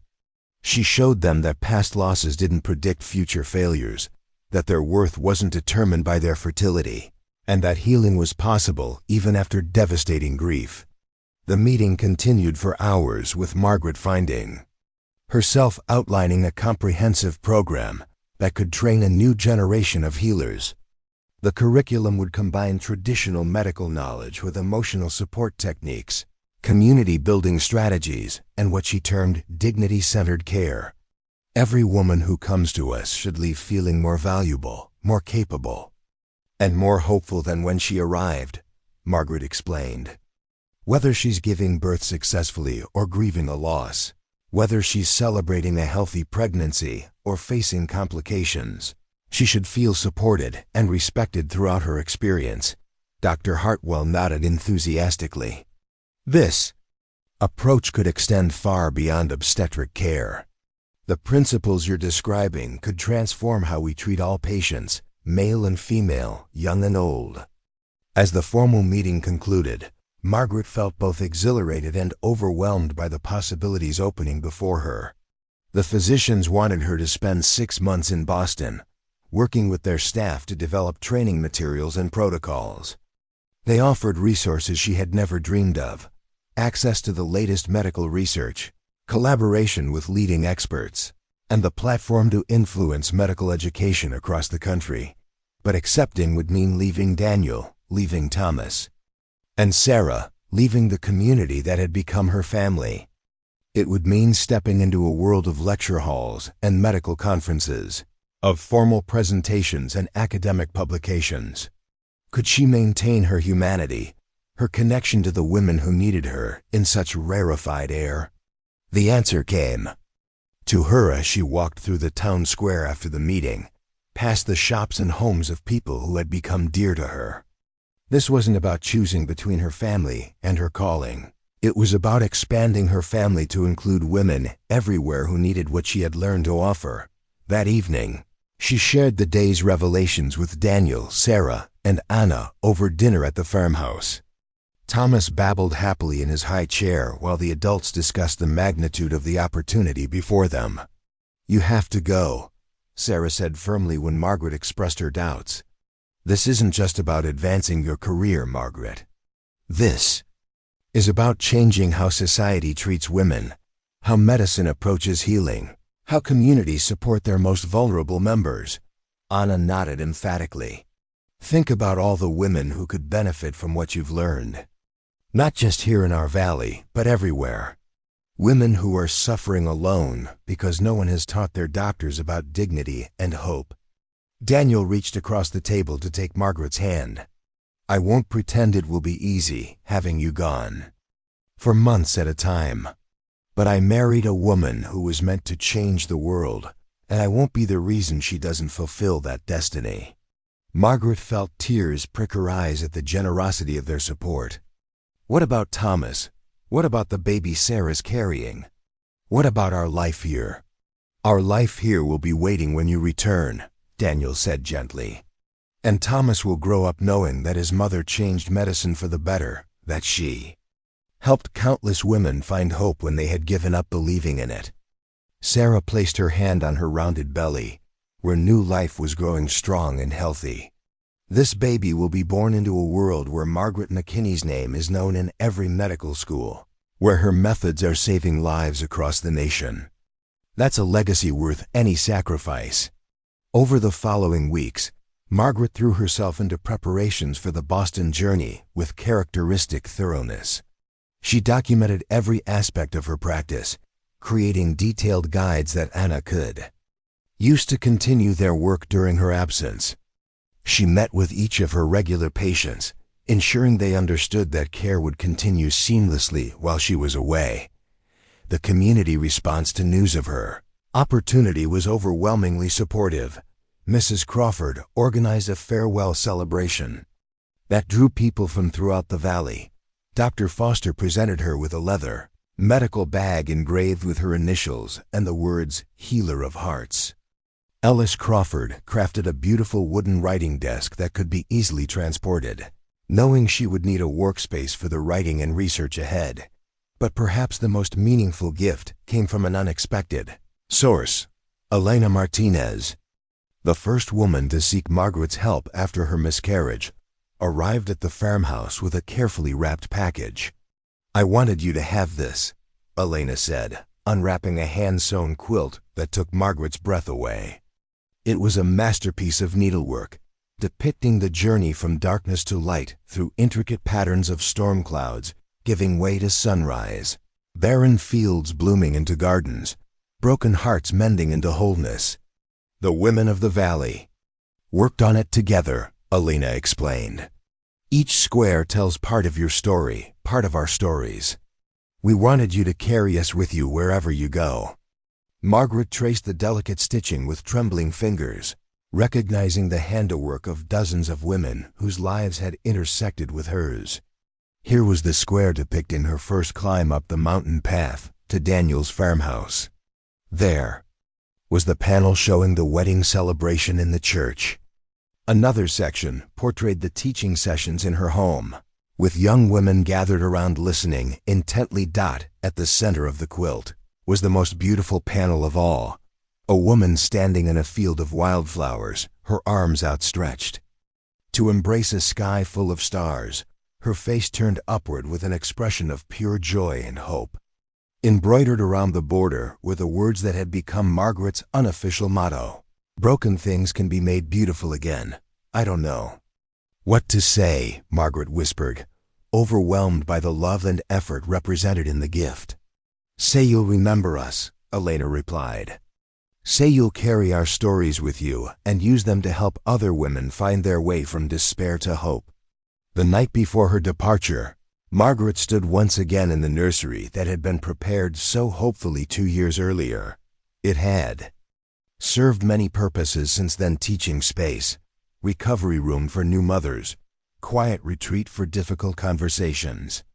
Now it was finally fulfilling its original purpose, decorated in soft yellows and greens in preparation for Sarah's baby, who would arrive while Margaret was in Boston. Daniel found her there, standing by the window that looked out over the valley, where her new life had begun. "Second thoughts?" he asked gently. "Grateful thoughts," Margaret corrected. "Thinking about how far we've all come. How much has changed since that first night when I climbed the mountain with a basket of vegetables." "Regrets?" Margaret considered the question seriously. "Only one. I regret that it took so long for me to understand that my worth wasn't determined by other people's opinions, That my value didn't depend on my ability to bear children, that love could create family in ways I never imagined possible. Daniel wrapped his arms around her from behind, and together they looked out at the lights of Millbrook Valley twinkling below. Think of all the women you'll meet in Boston who need to learn those same lessons. Think of all the healers you'll train who will carry that knowledge to their own communities. Think of all the families that will be created by love instead of just biology. Margaret added, placing her hands over his arms. All the women who will be treated with dignity instead of dismissed as hysterical. All the children who will grow up in a world where healing means more than just fixing what's broken. The next morning, as the stagecoach prepared to carry Margaret toward the first leg of her journey to Boston, it seemed like the entire valley had turned out to see her off. There were tears and embraces, promises to write, and gifts that would accompany her on the long journey ahead. Anna pressed a leather journal into her hands. For recording everything you learn, so you can bring it back to us. Dr. Foster gave her letters of introduction to colleagues in major cities, so they'll know you come with the highest recommendations. Mrs. Crawford tucked a package of her famous cookies into Margaret's traveling bag, so you'll remember what home tastes like. But it was Thomas's goodbye that nearly broke her resolve. The toddler clung to her neck, his dark eyes solemn with an understanding beyond his years. "Mama come back?" he asked in his clear, sweet voice. "Mama will always come back," Margaret promised, her voice thick with emotion. "And when I do, I'll have stories to tell you about all the people we helped while I was away." As the coach pulled away from Millbrook Valley, carrying Margaret toward a future she could barely imagine, she clutched Elena's quilt and watched her family grow smaller in the distance. Daniel stood with Thomas in his arms.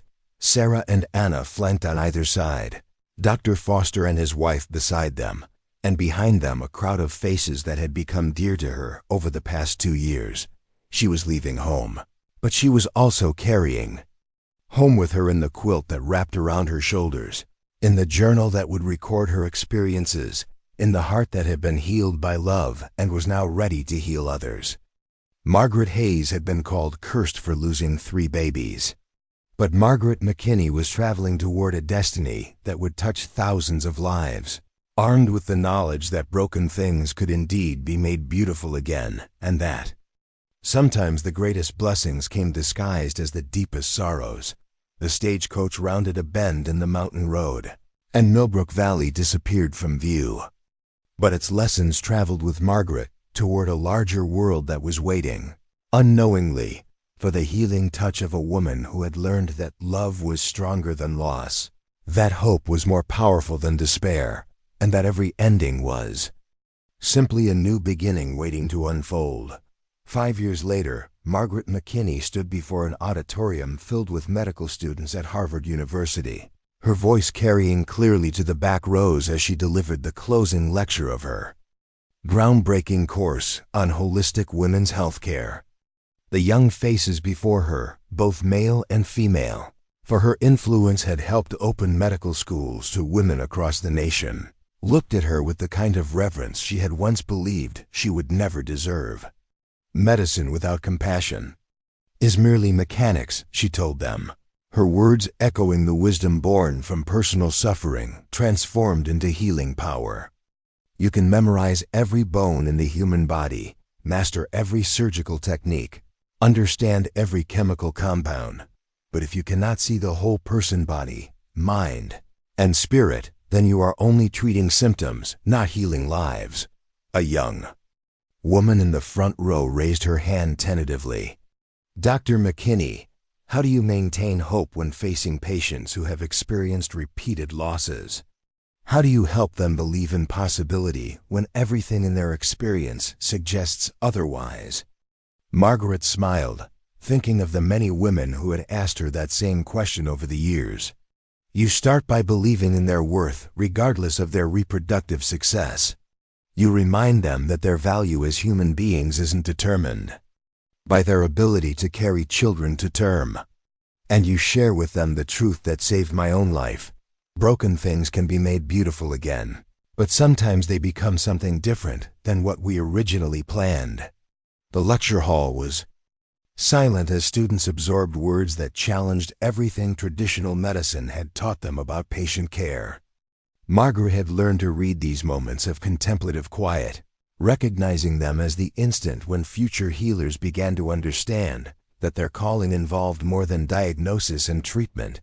After the lecture, Margaret walked across the campus grounds toward the train station. Her leather medical bag, the one Dr. Foster had given her years ago, now scarred and worn from constant travel. Inside were her notebooks filled with observations, her correspondence with physicians worldwide, and photographs of the dozens of medical schools that had implemented her training methods. The train journey back to Millbrook Valley gave her time to reflect on how far they had all traveled. The letters she carried contained updates that warmed her heart. Anna Foster had married a young doctor and established her own practice, incorporating Margaret's methods with the latest surgical techniques. Sarah Chun had indeed become a teacher, establishing the first integrated school in the territory where children of all backgrounds learned together. Thomas, now 7 years old, was thriving under Daniel's patient guidance, showing early signs of the same compassion that drove his adoptive parents. But perhaps the most meaningful correspondence came from women, whose names she might never know. Patients treated by doctors she had trained, mothers whose births had been attended by midwives who learned her techniques, families whose grief had been honored by healers who understood that loss was part of the human experience, rather than a failure to be hidden. Dr. Rebecca Stone, one of her first students who now directed a women's hospital in Chicago, had written, "Your methods have revolutionized our approach to patient care. Our maternal mortality rates have dropped by 40% since implementing your protocols. But more importantly, our patients report feeling respected and supported throughout their experiences. You've shown us that healing is as much about dignity as it is about medicine." As the familiar mountains of home came into view, Margaret felt the deep contentment that came from work well done and love well shared. She had been cursed for losing 3 babies, but her legacy would be measured in the thousands of lives saved, the countless hearts healed, and the transformation of an entire profession's understanding of what it meant to care for women. The station platform in Millbrook buzzed with excitement as the train pulled in. Daniel waited with Thomas, who had grown tall and serious, but whose face lit up with pure joy when he spotted her in the crowd. Sarah stood nearby with her 3 children, now 2 daughters and a son who bore no physical resemblance to each other, but were clearly siblings in every way that mattered. "Welcome home, Mama," Thomas called out, using the title that had once seemed impossible but now felt as natural as breathing. Margaret gathered her chosen family into her arms, feeling the circle complete once again. Tomorrow she would resume her work in the valley, training the next generation of healers, continuing to develop new methods of care, and serving the women who needed her guidance. But tonight, she would sit by the fire in the farmhouse on Thunder Ridge, surrounded by the people who had taught her that love creates family in ways that have nothing to do with biology, and everything to do with choice, commitment, and the courage to see blessings where others saw only curses. The woman who had once believed herself unworthy of happiness had become a beacon of hope for thousands. The heart that had been broken by loss had been mended by love and made stronger in the healing. And the life that had seemed destined for solitude had become a testament to the truth that sometimes our greatest wounds become our most powerful gifts, and our deepest sorrows can be transformed into sources of light for others. Walking through darkness, Margaret Hayes had been called cursed for losing 3 babies. But Dr. Margaret McKinney would be remembered as blessed with the wisdom to turn pain into purpose, loss into legacy, and despair into the kind of hope that changes not just individual lives, but the very fabric of how society cares for its most vulnerable members. Up next, you've got 2 more standout stories right on your screen. If this one hits the mark, you won't want to pass these up. Just click and check them out. And don't forget to subscribe and turn on the notification bell so you don't miss any upload from us.